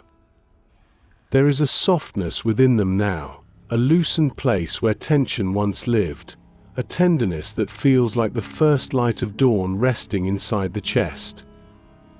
And into that tenderness rises another truth from heaven's wisdom, the beauty of being slow to speak, rich in mercy, and guided not by impulse, but by peace from above. The figure remembers how often words had rushed ahead of understanding in earlier seasons of their life. Moments when questions were answered before they were fully heard. Moments when assumptions stood in place of compassion. Moments when fear disguised itself as certainty, and pride disguised itself as righteousness. Harshness had slipped into conversations like small stones hidden in bread, unexpected, hurting more than intended. But there had also been people, quiet souls of the village, who modeled a different way. A way shaped not by urgency, but by patience. Not by cleverness, but by humility. Not by proving a point, but by preserving peace. The figure remembers an elder in the village, a man whose hair had silvered long before his strength had faded. He was known for sitting beneath the olive tree near the western gate, staff resting across his knees, eyes soft with a wisdom gathered through years of listening more than speaking. When two villagers came to him with a dispute, each voice tense, each heart wound tight, he did not respond immediately. He waited. He let the silence stretch, not uncomfortably, but purposefully. the kind of silence that invites reflection rather than defensiveness. Only when their breaths softened did he speak, and his words were never many. But they carried weight because they came from a place surrendered to peace. The figure recalls watching one such encounter, seeing how the elder's slowness to speak diffused the heat of the moment. How his pauses created room for grace. How his gentle tone gave space for repentance to rise naturally rather than be forced. Heavenly wisdom flowed through him not like lightning, but like water, softening hard ground, cooling heated thoughts, shaping hearts without breaking them. The memory settles warmly in the figure's chest as they breathe deeper into the quiet. Heavenly wisdom does not rush. It listens. It watches the heart. It waits for the right moment to offer a word that heals rather than hurts. The figure's thoughts drift then to another moment, one that had occurred on an ordinary afternoon at the well. Two younger villagers had exchanged sharp words, their tones rising like flares in the heat of the day. The crowd around them shifted with unease, sensing how quickly such moments can escalate. But the peaceful neighbor, the woman whose life carried the fragrance of heaven's wisdom, stepped between them with a calm presence that spoke louder than any words. She placed a hand lightly on one shoulder, then the other, not to restrain, but to anchor. Her voice gentle, her posture open, her intention pure. She said very little, but her mercy was unmistakable. And the air changed. The sharpness dulled. Pride lowered its voice. And peace settled into the cracks where conflict had tried to take root. The figure breathes out slowly, feeling again the way mercy entered that moment like fresh water poured over embers threatening to spark a fire. Being rich in mercy is not about grand gestures. It is about small, steady choices to see beyond the fault, beyond the tone, beyond the moment. It is about remembering the humanity of the person standing in front of you, especially when their flaws are loud and their pain is silent. Another deep inhale. Cool night air filling the lungs. Another slow exhale. Releasing remnants of the day's heaviness. The figure reflects on how often earthly wisdom urges quick speech. Say something before silence makes you weak. Defend yourself. Justify your intentions. Make sure they know your point. But heavenly wisdom invites a very different rhythm. Pause. Look inward. Make room for grace. Let peace be the guide. It is not silence born of fear, it is silence born of strength. A strength that trusts God to hold truth long enough for the heart to approach it gently. The clearing grows even quieter, as though the night itself is leaning closer to listen. A faint rustle of leaves drifts through the air, accompanied by the distant call of a nightbird resting in its hidden place. Everything speaks in whispers now, nothing rushed, nothing sharp, everything softened by the presence of peace. The figure feels heaven's wisdom settling more deeply. A wisdom that moves slowly, intentionally. A wisdom that softens rather than hardens. A wisdom that allows a pause to become a place where mercy grows. A wisdom that guides the heart not with force, but with quiet conviction. They place a hand gently over their chest, feeling the rise and fall of their breath, steady, rhythmic, peaceful. And they know, this is the way of those who walk with wisdom from above. Slow to speak, rich in mercy, guided by peace. Another breath, another softening, another quiet invitation toward rest. The night settles even deeper across the clearing, its darkness warm rather than cold, its silence full rather than empty, as though the earth itself has drawn a long breath and now rests in quiet surrender. The figure remains seated upon the smooth stone, shoulders softened, breath steady, heart slowly reshaping itself under the gentle instruction of heavenly wisdom. And into this softened place rises a truth that touches one of the deepest struggles of the human soul, the longing to be right, the need to defend, the quiet ache for the last word. This longing often begins small.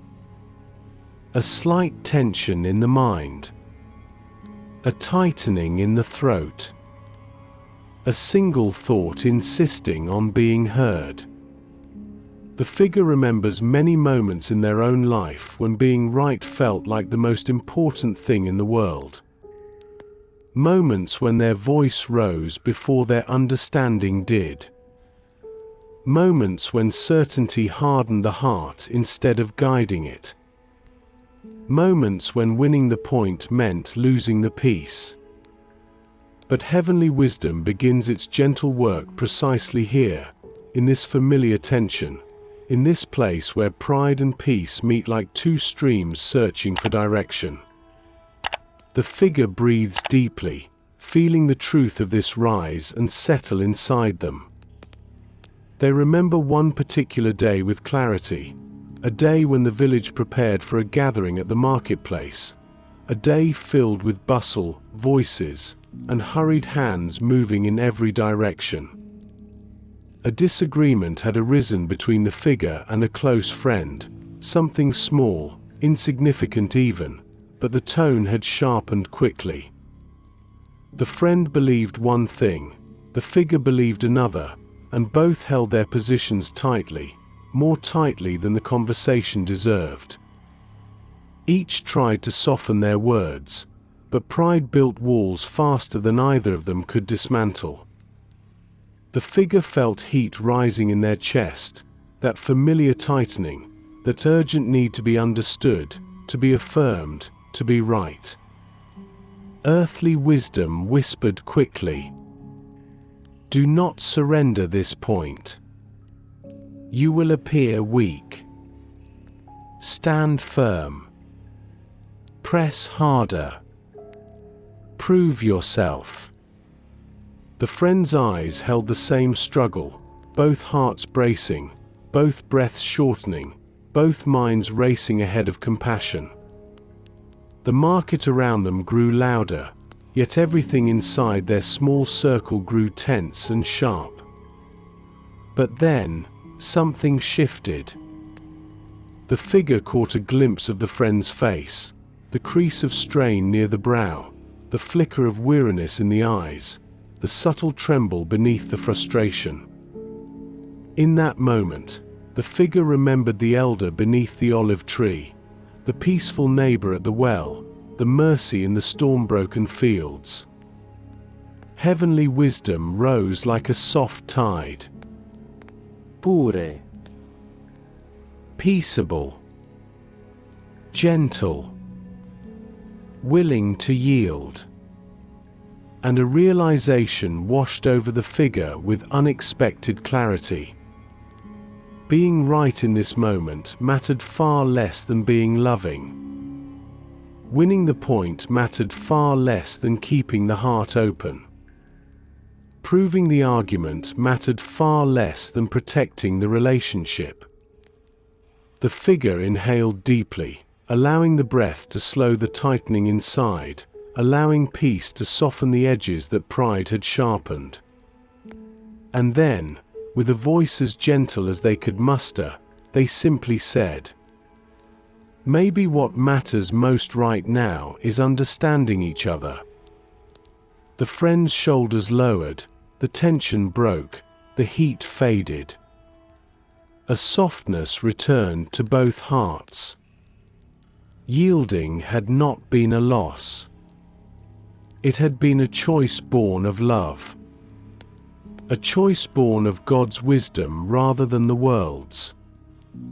A choice that opened a space for connection rather than division. The figure now breathed slowly in the clearing, recalling how freeing that moment had felt. How the weight lifted. How the air cleared. How the relationship deepened. Sometimes yielding is not surrendering truth, but surrendering pride. Heavenly wisdom understands this mystery. That love is greater than winning. That peace is more valuable than the satisfaction of the last word. That yielding in gentleness is stronger than insisting in pride. That the heart grows softer, kinder, deeper, when it releases its grip on being right. Another breath rises through the figure's chest, calm, steady. Another breath falls gently, loosening the last threads of tension. The clearing holds its stillness, honoring the quiet transformation taking place inside the soul sitting upon the stone. The stars above glow like distant embers, warm, patient, each one a reminder that the heavens do not rush, do not argue, do not force their light into the world. They simply shine. Steady. Faithful. Gentle. And the figure realizes something else. Yielding is not only about letting go of the desire to win, it is about choosing the way of Christ.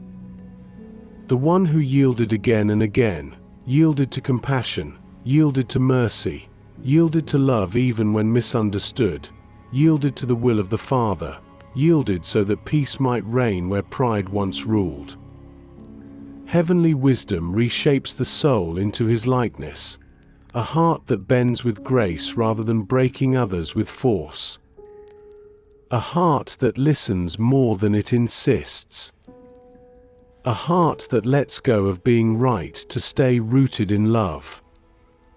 Another slow inhale. Another soft exhale.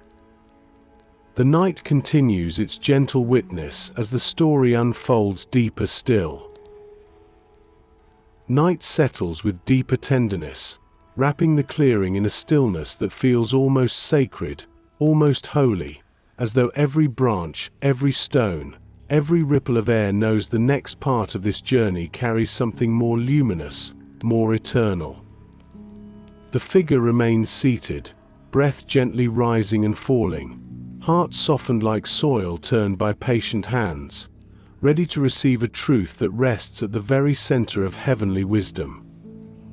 For all the glimpses seen in neighbors, elders, friends, and quiet moments in the village, there is one who embodies heavenly wisdom perfectly, completely, without shadow or flaw. Christ. The living picture of wisdom from above. The figure lifts their gaze slightly, eyes drifting over the darkened horizon, as though looking toward a place where memory and mystery meet. In that inward place, the story of Christ begins to unfold, not in loud proclamation, but in soft imagery, gentle and vivid as starlight across still water.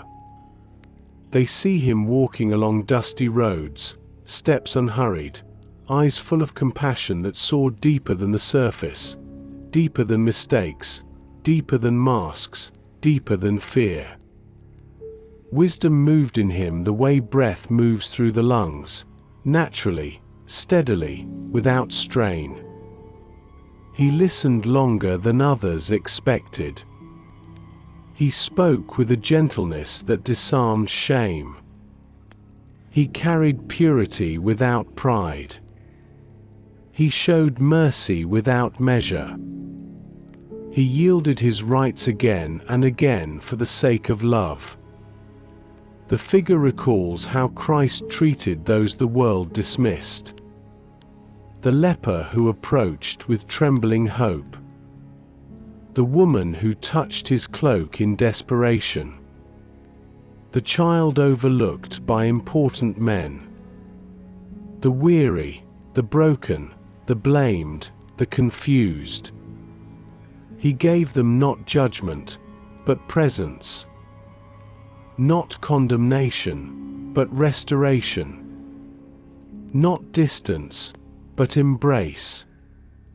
His wisdom never bruised the already broken, never crushed the dimly burning wick. This is heavenly wisdom. Pure. Peaceable. Gentle. Willing to yield. Full of mercy. Rich in good fruit. The figure breathes deeply, heart brightening with warmth as they picture him kneeling in the dust beside the woman caught in shame. Others held stones, heavy with accusation, cold with certainty. But he bent down, tracing something into the earth, not to distract, but to invite reflection. He slowed the moment, invited silence, created space for mercy. And when he finally spoke, his words lifted the weight that earthly wisdom had thrown upon her. Neither do I condemn you. Gentle, pure, merciful. A wisdom that does not excuse sin, but does not crush the sinner. A wisdom that restores dignity, breathes hope, and calls the heart toward life. Another breath rises softly in the figure's chest, long, full, steady. Christ's wisdom also revealed itself in his willingness to yield, not in weakness, but in wondrous strength. Yielding his place for the sake of those who were lost. Yielding rest so he could sit with the lonely. Yielding comfort so he could heal the broken. Yielding his rights so grace could reign. And ultimately, yielding his life so that mercy would not just visit humanity, but dwell within it. In him, heavenly wisdom walked the earth. And every person who came near him tasted its fruit. The ashamed found dignity. The proud found humility.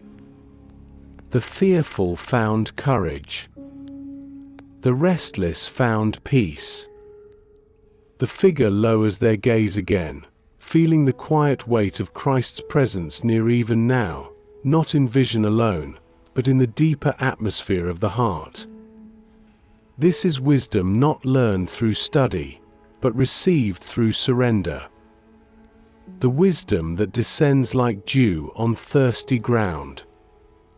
The wisdom that calms the storms within. The wisdom that teaches the soul how to move with gentleness in a world that pushes hard. The wind brushes softly against the figure's skin, cool and almost reverent, as though carrying the memory of Christ's footsteps across the land, the echo of his tender voice, the warmth of his healing touch. And the figure understands, in a way deeper than thought, that heavenly wisdom is not simply a set of qualities. It is a person, a presence, a life given for love, a quiet, guiding hand shaping the heart from within. Another inhale, another exhale. The clearing feels touched by something holy. Christ is the perfect picture of wisdom from above. not distant, not unreachable, but near, present, gentle, patiently shaping every soul that turns toward him. The figure feels the heart rest into this truth, like a body sinking into warm water, fully supported, fully held. The next part of the story draws near, promising deeper rest, deeper surrender, deeper peace. Night settles into its deepest quiet, wrapping the clearing in a darkness soft as velvet, gentle enough to slow the pulse, warm enough to ease the tension that lingers in forgotten corners of the soul. The figure remains seated upon the smooth stone, breath deepening, thoughts softening, heart resting under the peaceful glow of all that has unfolded tonight.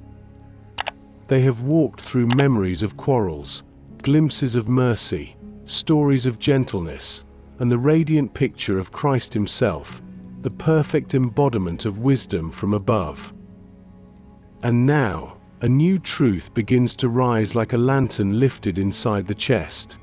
Heavenly wisdom is not merely admired, it is welcomed, invited, received, especially in the places where the heart feels most vulnerable. Worry, conflict, fear. The figure lowers their gaze, reflecting quietly on the hidden places where earthly wisdom still tries to rule. Worry often whispers loudly, filling the mind with tangled thoughts that multiply in the dark. Conflict tightens the chest, pulling the shoulders forward as though bracing for impact. Fear creeps in like a shadow, shaping reactions before the heart has time to breathe. These are the moments when heavenly wisdom is needed most, yet often sought last. These are the spaces where surrender becomes the doorway through which peace enters. The figure recalls a night not long ago when worry had woven itself into every corner of their mind. Their tasks had piled high, expectations pressed close, and uncertainty hovered over them like a heavy, unmoving cloud. Earthly wisdom had insisted on rehearsing every possible outcome, imagining every potential failure, gripping tightly to control. Thoughts had spun like dried leaves caught in restless wind, creating a storm within a storm. But then, in the midst of their anxiety, the figure remembered the peaceful neighbor's morning ritual. How she began each day by placing her hands gently over her heart, lifting her face toward the dawn, and breathing slowly as she whispered, "Let wisdom from above guide the first step, and every step that follows." The figure had tried it, awkwardly at first, uncertain, hesitant. But as they breathed, heavenly wisdom descended like soft rainfall on a parched field. Worry loosened. Fear quieted. The heart opened. Not because the circumstances changed instantly, but because the figure allowed God's presence to shape their response instead of their fear. Heavenly wisdom welcomes peace into places where worry once built walls. Another memory rises, one filled with conflict. The figure had been caught in the middle of a disagreement between two companions, both speaking quickly, both feeling unheard, both blaming the other for the tension. The figure felt pulled in both directions, tempted to take sides, to defend, to intervene with certainty rather than compassion. Earthly wisdom urged them toward quick judgment, insisting that clarity comes from choosing a position swiftly. But heavenly wisdom whispered differently. Pause. Listen. Do not rush toward the easier answer. Make space for truth to reveal itself gently. So the figure had breathed, slowly, deeply, just as the elder beneath the olive tree would. They had responded with few words, but with soft presence. And in that presence, the edge of the conflict dulled. Hearts softened as attention shifted from winning to understanding. And the figure realized something precious. Heavenly wisdom does not silence conflict by force. It gently quiets the heart until peace becomes possible. A breeze sweeps through the clearing now, cool against the figure's skin, almost like the hand of God brushing away the last remnants of tension. The leaves rustle with a sound like whispered reassurance. The air carries the scent of earth settling into comfort. Fear is the last place where wisdom must be welcomed. The figure remembers a time when fear had risen swiftly, without warning, tightening the chest, shaking the breath. It was not a fear of danger, but a fear of uncertainty, of losing something precious, of stepping into the unknown.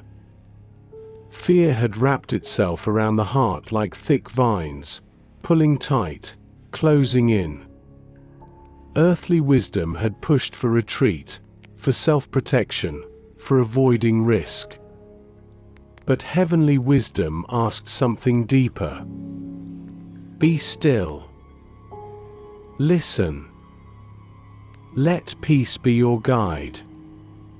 Trust that God sees what you cannot. The figure had breathed slowly through trembling, letting each inhale invite courage and each exhale release fear's grip. And piece by piece, the vines loosened. Not because the unknown became known, but because the heart became held. Heavenly wisdom teaches the soul how to trust. How to lean on God's nearness when fear whispers of distance. How to choose gentleness even when circumstances feel harsh. How to rest even when the future feels heavy. The figure inhales deeply now, feeling worry, conflict, and fear lose their power in the presence of God's wisdom. Exhale. Release. Rest. The clearing feels like a sanctuary, the night sky like a vast dome of peace stretching endlessly above.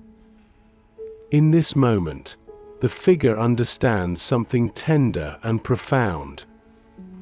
Heavenly wisdom is not simply a way of thinking, it is a way of breathing. A way of resting. A way of surrendering the heart again and again into the hands of the one who gives wisdom generously and without reproach. Another slow breath. Another quiet settling. Another peaceful opening within.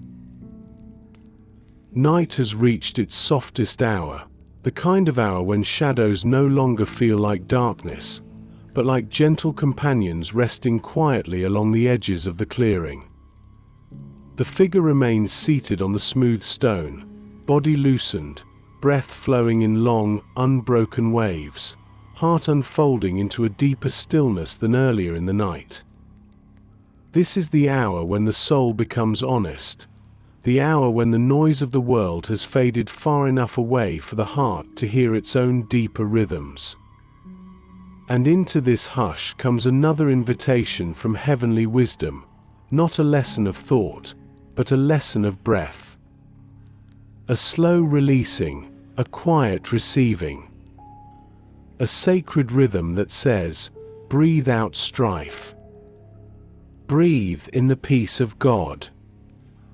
The figure lowers their head, eyelids drifting closed, and remembers how strife feels inside the body. It begins as a small tightening, a narrow place beneath the ribs. A heat rising behind the heart. a subtle tension coiling itself into the shoulders, into the jaw, into the breath. Strife is not only spoken in arguments, it is carried in muscles, in memory, in breath. There were moments in the village when strife settled over conversations like dust over a forgotten table. Moments when a simple misunderstanding grew into something heavier, not because of its size, but because the heart had no space to breathe. A tone misunderstood. A glance misread. A worry unspoken. And suddenly the shoulders rose, the voice sharpened, the breath shortened. Earthly wisdom leaned close in those moments, eager to fan small sparks into flame. But heavenly wisdom speaks differently. It invites the breath to slow, to lengthen, to soften. It invites the soul to exhale the heat, the tension, the defensiveness, the sharpness of strife, and to inhale the gentleness, the quiet, the presence, the peace of God. The figure inhales slowly now, drawing cool night air deep into their chest, feeling it travel through the body like water moving through dry soil. The breath expands beneath the heart, lifting tension upward, loosening old knots that had formed without notice. Then the exhale flows out, long, warm, steady, carrying with it all that no longer needs to be held. The breath feels almost like prayer, not spoken, but lived. They remember watching the peaceful neighbor do this often, subtly, almost imperceptibly, in moments when others around her were overwhelmed. A slow inhale, a long exhale, a softening of her shoulders, a settling of her gaze, and suddenly the room would change, not because she said anything, but because she carried peace into the air like fragrance carried on a breeze. Breath became her quiet ministry, her way of sowing calm into spaces filled with strife. The figure recalls another scene, years earlier, when they witnessed a traveler arriving at the village in a state of tight fear. Dust clung to his clothes, sweat to his brow, his movements sharp and restless. He spoke too quickly, his voice clipped, his stories disjointed, and strife clung to him like a second skin.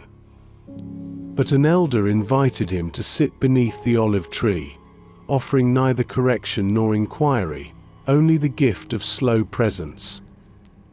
He handed the traveler a cup of cool water, then he breathed. Slow, patient, steady breaths. And in time, the traveler's breath began to match the elder's rhythm. The shoulders dropped, the jaw loosened, the voice softened. Strife exhaled. Peace inhaled. The earth beneath the figure seems to hold that memory now, steady and grounding. Breath has always been one of God's gentlest tools, a quiet way to shape the soul toward heaven. Another inhale. Deep, slow, as if drawing peace up from the soil itself. Another exhale. Long, releasing, as if letting go of old burdens that once felt too heavy to carry. The night breeze moves softly around the figure, brushing against the skin with a cool tenderness that mirrors the calming work inside their chest. Above, branches sway with subtle grace, their leaves whispering a rhythm that sounds like breath made visible. The figure senses something profound yet simple. Strife cannot remain where peace is continually breathed in. Fear cannot dominate where breath is surrendered to God. Pride cannot rise where each inhale invites humility, and each exhale releases control. Heavenly wisdom reshapes not only thoughts, but the body, teaching the breath to align itself with grace. The figure rests deeper against the stone, spine softening, heartbeat slowing, soul settling. They feel God's peace entering the places where strife once lived quietly behind ribs and beneath bone. In this clearing, under this sky, breath becomes a sanctuary. A gentle meeting place between human frailty and divine calm. Another inhale. Purity, peace, gentleness. Another exhale. Strife, tension, fear. The story is sinking into its quietest phase, drawing the heart into deeper rest, deeper trust, deeper surrender. Night holds its deepest hush now, a hush so soft it feels like a blanket laid across the entire hillside, a hush that settles not only around the clearing, but inside the figure's heart, quieting places that once stirred, soothing corners that once tightened, softening pathways in the mind that once carried restlessness like a familiar weight. The figure remains on the smooth stone, breath slow, shoulders loose, spirit gently sinking into a deeper level of calm, and into this quiet, heavenly wisdom begins revealing something tender and transformative, something that shapes not only moments of prayer, but moments of ordinary life. Moments of speech, moments of interaction, moments of unnoticed thought. Heavenly wisdom, when welcomed deeply, becomes a guard. A gentle guardian of conversations, a quiet protector of homes, a soft shield over the hidden thoughts that shape the soul. The figure remembers seasons when their words ran ahead of their heart, when conversations grew sharp without warning, when a harmless comment ignited an unexpected spark, when tone carried more heat than intended, when pride slipped into sentences disguised as certainty. In those days, heavenly wisdom still whispered, but it had little space to settle. Every hurried word pushed it aside, every defensive reaction dimmed its glow, every unexamined thought closed the door just a little tighter. But now, in the clearing, under the quiet night, the figure begins to understand the gentle power of letting heavenly wisdom guard the tongue before words are formed. It is not a guard of silence, but a guard of softness. A guard that asks, will this build peace, or stir strife? Will this heal, or harm? Will this help, or hinder? Will this reflect heaven, or feed the noise of earth? The figure recalls a moment with the peaceful neighbor, a morning at the well when two travelers began arguing over their place in line. Their voices rose, their gestures sharpened, their frustrations spilled into the air. But she stepped toward them, not with force, not with stance, not with authority, only with presence. She spoke just one sentence, soft, slow, warm enough to melt tension. Her tone alone was enough to remind everyone of their gentler selves. The conversation shifted, the heat drained away, the travelers exhaled, and the scene dissolved into peace. It was heavenly wisdom guarding a conversation before it became a wound. The figure's breath deepens, heart warming with the memory. Heavenly wisdom also guards the home. Not only the walls, but the atmosphere inside. The tone of greeting at the doorway, the softness of an apology offered early, the patience woven into everyday tasks, the willingness to pause rather than press, the habit of listening without judgment, the presence of mercy where tiredness has left a mark. The figure remembers entering homes where earthly wisdom ruled, homes filled with noise, sharpness, tension that lingered like thick smoke, homes where small offenses grew roots, where silence became cold, where pride built walls nobody could climb. And they remember entering homes shaped by heavenly wisdom, homes where conversations flowed gently, where hospitality moved naturally, where forgiveness came quickly, where understanding replaced accusation, where love settled in the atmosphere like the scent of warm bread. Those homes were sanctuaries, not because they lacked hardship, but because wisdom guarded the spirit within them. The figure places a hand gently over their heart, feeling a new truth rise. Wisdom from above also guards thoughts, the hidden conversations inside the mind, the small judgments that take shape unnoticed, the quiet doubts that creep in through exhaustion, the imagined arguments replaying with unnecessary heat, the inward narratives shaped more by fear than by faith. Heavenly wisdom stands at the doorway of the mind, not to accuse, but to gently redirect. Is this thought true? Is it kind? Is it pure? Is it peaceable? Is it merciful? Is it worth carrying? The figure breathes deeply, letting that awareness ripple through their chest. Thoughts soften, old tensions loosen, harsh inner voices quieten. They realize something profound.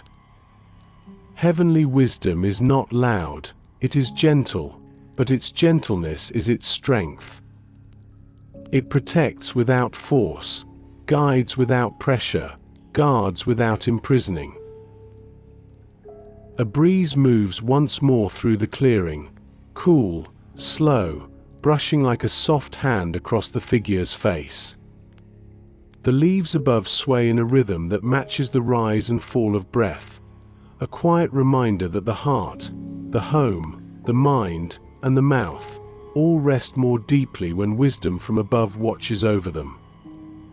Another inhale. Steady. Another exhale. Releasing. The soul eases further into rest. Night has reached its quietest place, a deep, velvety stillness that feels almost like a sanctuary spread across the hillside. A stillness that touches not only the clearing, but the figure's very breath, inviting every part of their being into rest. The figure remains seated upon the smooth stone, hands loose, heart open, breath moving in long, restful waves. They have journeyed far tonight, through memories of conflict, scenes of gentleness, moments of mercy, teachings carried in silence, and glimpses of Christ Himself, the perfect embodiment of wisdom from above. And now, in this soft hour, something tender begins to rise from the depths of the soul, a realization gentle as dawn, a truth that brings the heart into its deepest rest. God gives wisdom freely, patiently, generously, lovingly, to all who ask. The figure lowers their head, feeling this truth settle over them like a warm blanket placed gently across tired shoulders. Wisdom from above is not earned through striving, not achieved through brilliance, not gained through dominance or cleverness or relentless effort. It is received, given, offered, breathed into the soul like oxygen. They remember countless times when they had asked for wisdom only after exhausting their own strength. Moments when worry ran wild, moments when decisions weighed heavy, moments when fear clouded their perception, moments when the heart felt stretched thin by tension. Often, earthly wisdom tried first, the problem-solving, the self-protection, the rehearsed conversations, the calculated options. But heavenly wisdom waited patiently, not far, not distant, just waiting for the heart to turn toward God and whisper the simplest prayer. Help me see. The figure breathes deeply, a long inhale, inviting this truth deeper. A slow exhale, letting go of the old belief that wisdom must be earned. They remember a season not long ago when uncertainty pressed on them like a heavy stone. A decision loomed, one that would shape their work, their relationships, their future. Fear grew loud, doubt whispered relentlessly, and no path felt entirely safe. They spent days thinking, planning, weighing options, but clarity did not come.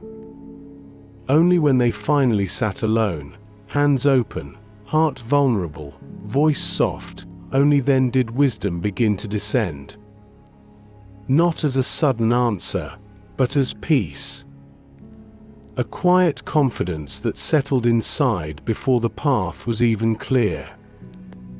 Wisdom from above does not always come as information. Sometimes it comes as stillness. A stillness that says, "You are held. You are seen. You are guided. Move at my pace, not your fears." The figure inhales again, the breath smooth as silk now, unbroken, steady, restful. They recall an elder once telling them, when you ask God for wisdom, He does not weigh your worthiness. He does not measure your eloquence. He does not examine your history first. He simply gives. Because wisdom is part of His love, and He loves to give Himself to the ones who seek Him. That elder had spoken the words with a gentle smile, eyes soft with decades of knowing their truth firsthand. The figure remembers how deeply those words had touched them, even then, even long before tonight. Another memory rises, a young woman from the village who once asked the peaceful neighbor how she always knew what to say, when to speak, when to listen, when to yield.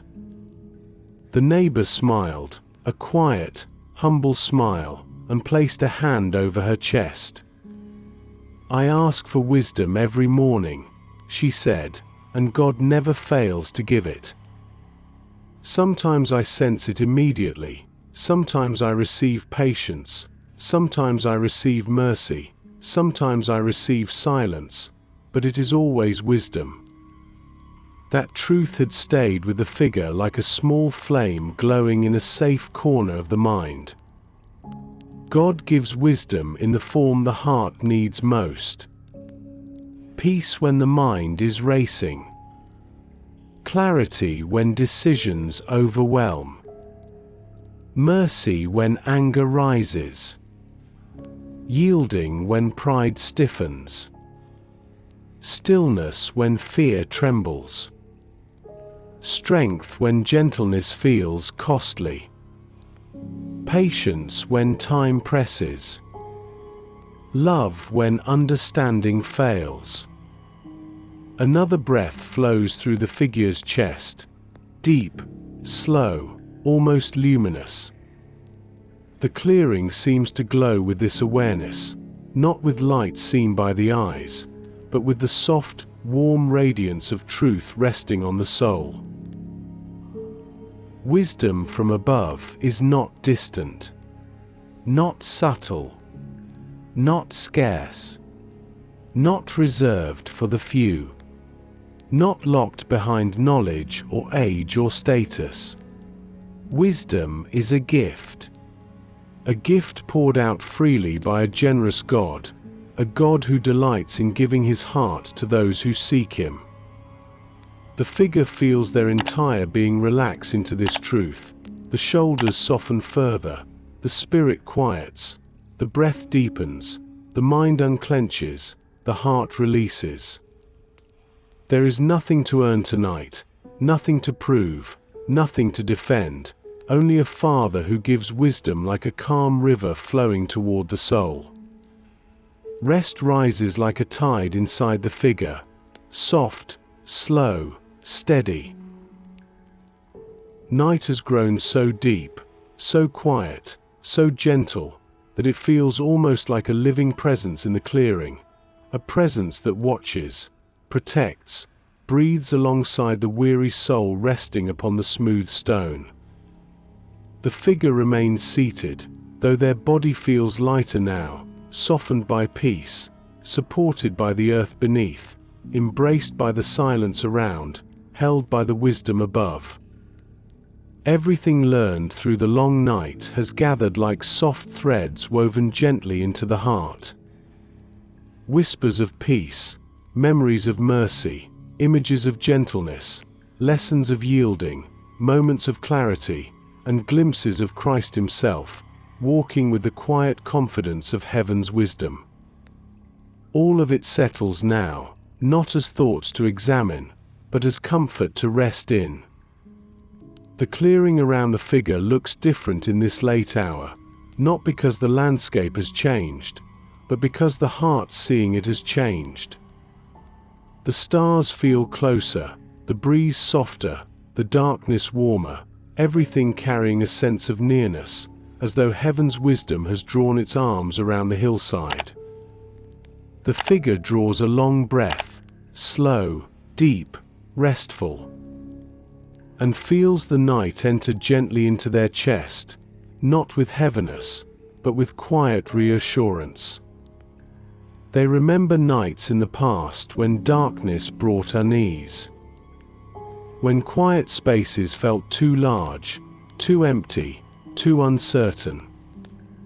They remembered lying awake beneath a sky that felt indifferent, thoughts spiraling, breath tightening, the heart unable to find its footing. But tonight the darkness feels like shelter. A canopy of peace, a gentle dome of stillness where God's presence is not merely believed, but felt. Heavenly wisdom has become a companion, a guide, a soft lantern glowing inside the soul, illuminating just enough for rest, just enough for trust, just enough for surrender. The figure's breath continues its slow rhythm, each inhale pulling in the quiet strength of heaven, each exhale releasing the last fragile strands of earthly tension.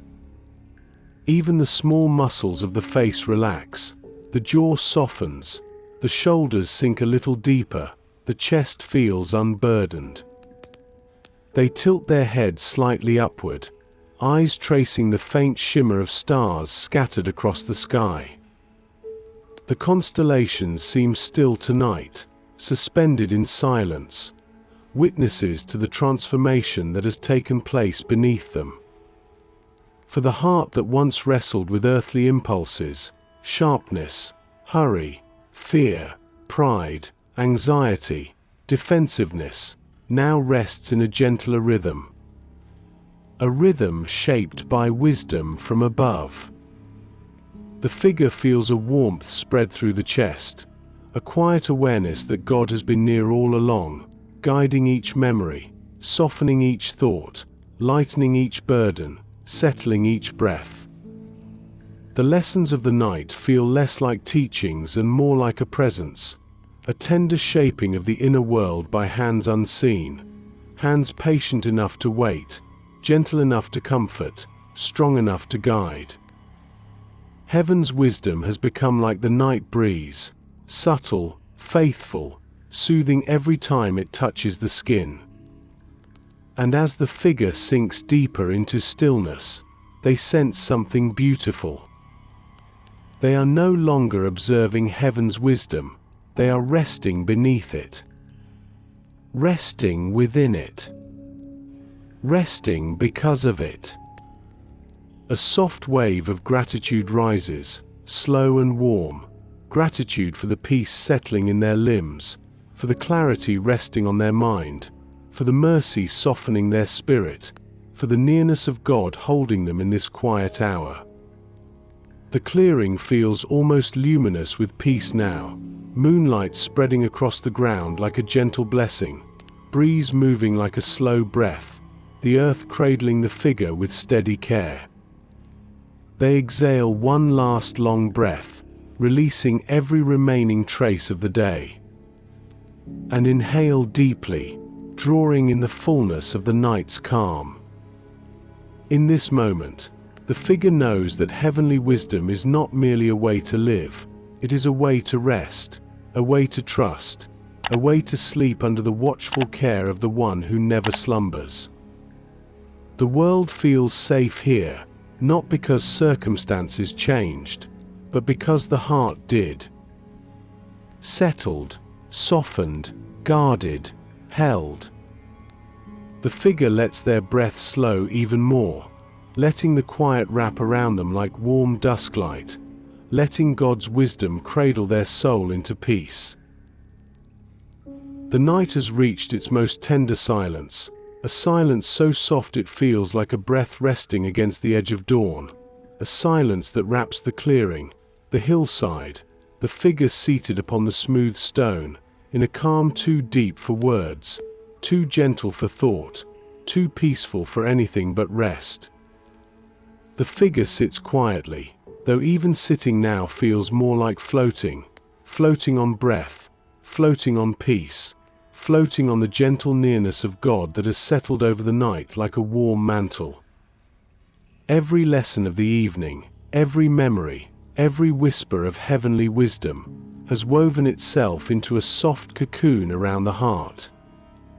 Purity has cleansed the mind, peace has soothed the spirit, gentleness has softened the bones, mercy has untangled old knots, yielding has loosened pride's grip, and the presence of Christ has drawn the soul into a rest deeper than sleep. The stars above shimmer like distant lamps, not cold, but warm, not far, but near, each one glinting like a quiet assurance that heaven watches over the earth in steady tenderness. The figure lifts their eyes, feeling them grow heavy not from weariness, but from peace settling gently over the lids, like the soft weight of a warm blanket placed across a child. Their breath slows further, long inhales drawing purity into the chest, long exhales releasing the last thin threads of the day. The body relaxes into a softness so complete it feels like melting, melting into the night, melting into the earth, melting into the quiet embrace of God. Heavenly wisdom now rests not around them, but within them, a warmth in the chest, a glow behind the ribs, a softness along the spine, a stillness blooming through the mind like dawn opening across the horizon. The figure feels themselves drifting, not downward, but inward, into the gentle center where God holds every breath, every thought, every fragile place with perfect care. And the night holds them too, a quiet guardian, a tender witness to this peaceful surrender. They remember the quarrelsome farmer, and how mercy became his turning point. They remember the peaceful neighbor, and how gentleness transformed everything around her. They remember the elders, whose pauses carried more wisdom than speeches. They remember Christ, walking with perfect calm, perfect mercy, perfect purity, perfect peace. And they feel his presence even now, in the quiet, in the breath, in the rest rising through the body like warm light. Heavenly wisdom has taught them through stories, through memories, through strangers, through neighbors, through silence, through breath, through Christ. But now, it teaches no longer through words, but through rest. Through the quiet sinking of the soul into God's gentle hands. The figure lets the breath soften into its slowest rhythm, barely a movement, barely a sound, just a quiet tide drifting towards sleep. The breeze moves lightly across their skin, a final tender blessing, cool, soothing, steady. Above, the stars hold their places, steady lights watching over a resting world, a world cradled in the wisdom of a God who gives peace without measure. The figure's head drifts forward slightly, chin lowering, shoulders loosening, body leaning into stillness. Sleep gathers at the edges of their awareness, soft, weightless, inviting. The night has nothing left to teach, only something left to give. Rest. A rest formed from purity, from gentleness, from mercy, from peace, from surrender, from God's steady nearness. And so the figure lets go of thought, lets go of effort, lets go of the day's last echoes, lets go into God's quiet arms, into a sleep held by the wisdom that has guided this entire night. Their breath drifts slower, their body sinks deeper, their soul rests quietly in the presence of the one who neither slumbers nor sleeps. And the clearing, the hillside, the sky, all watch with peaceful stillness, as the heart finds its place at last, in the gentle, pure, peaceable, merciful, loving wisdom from above. Sleep settles, soft as feathers, warm as lamplight, deep as the love that gave birth to wisdom itself. The night holds them, and God holds the night.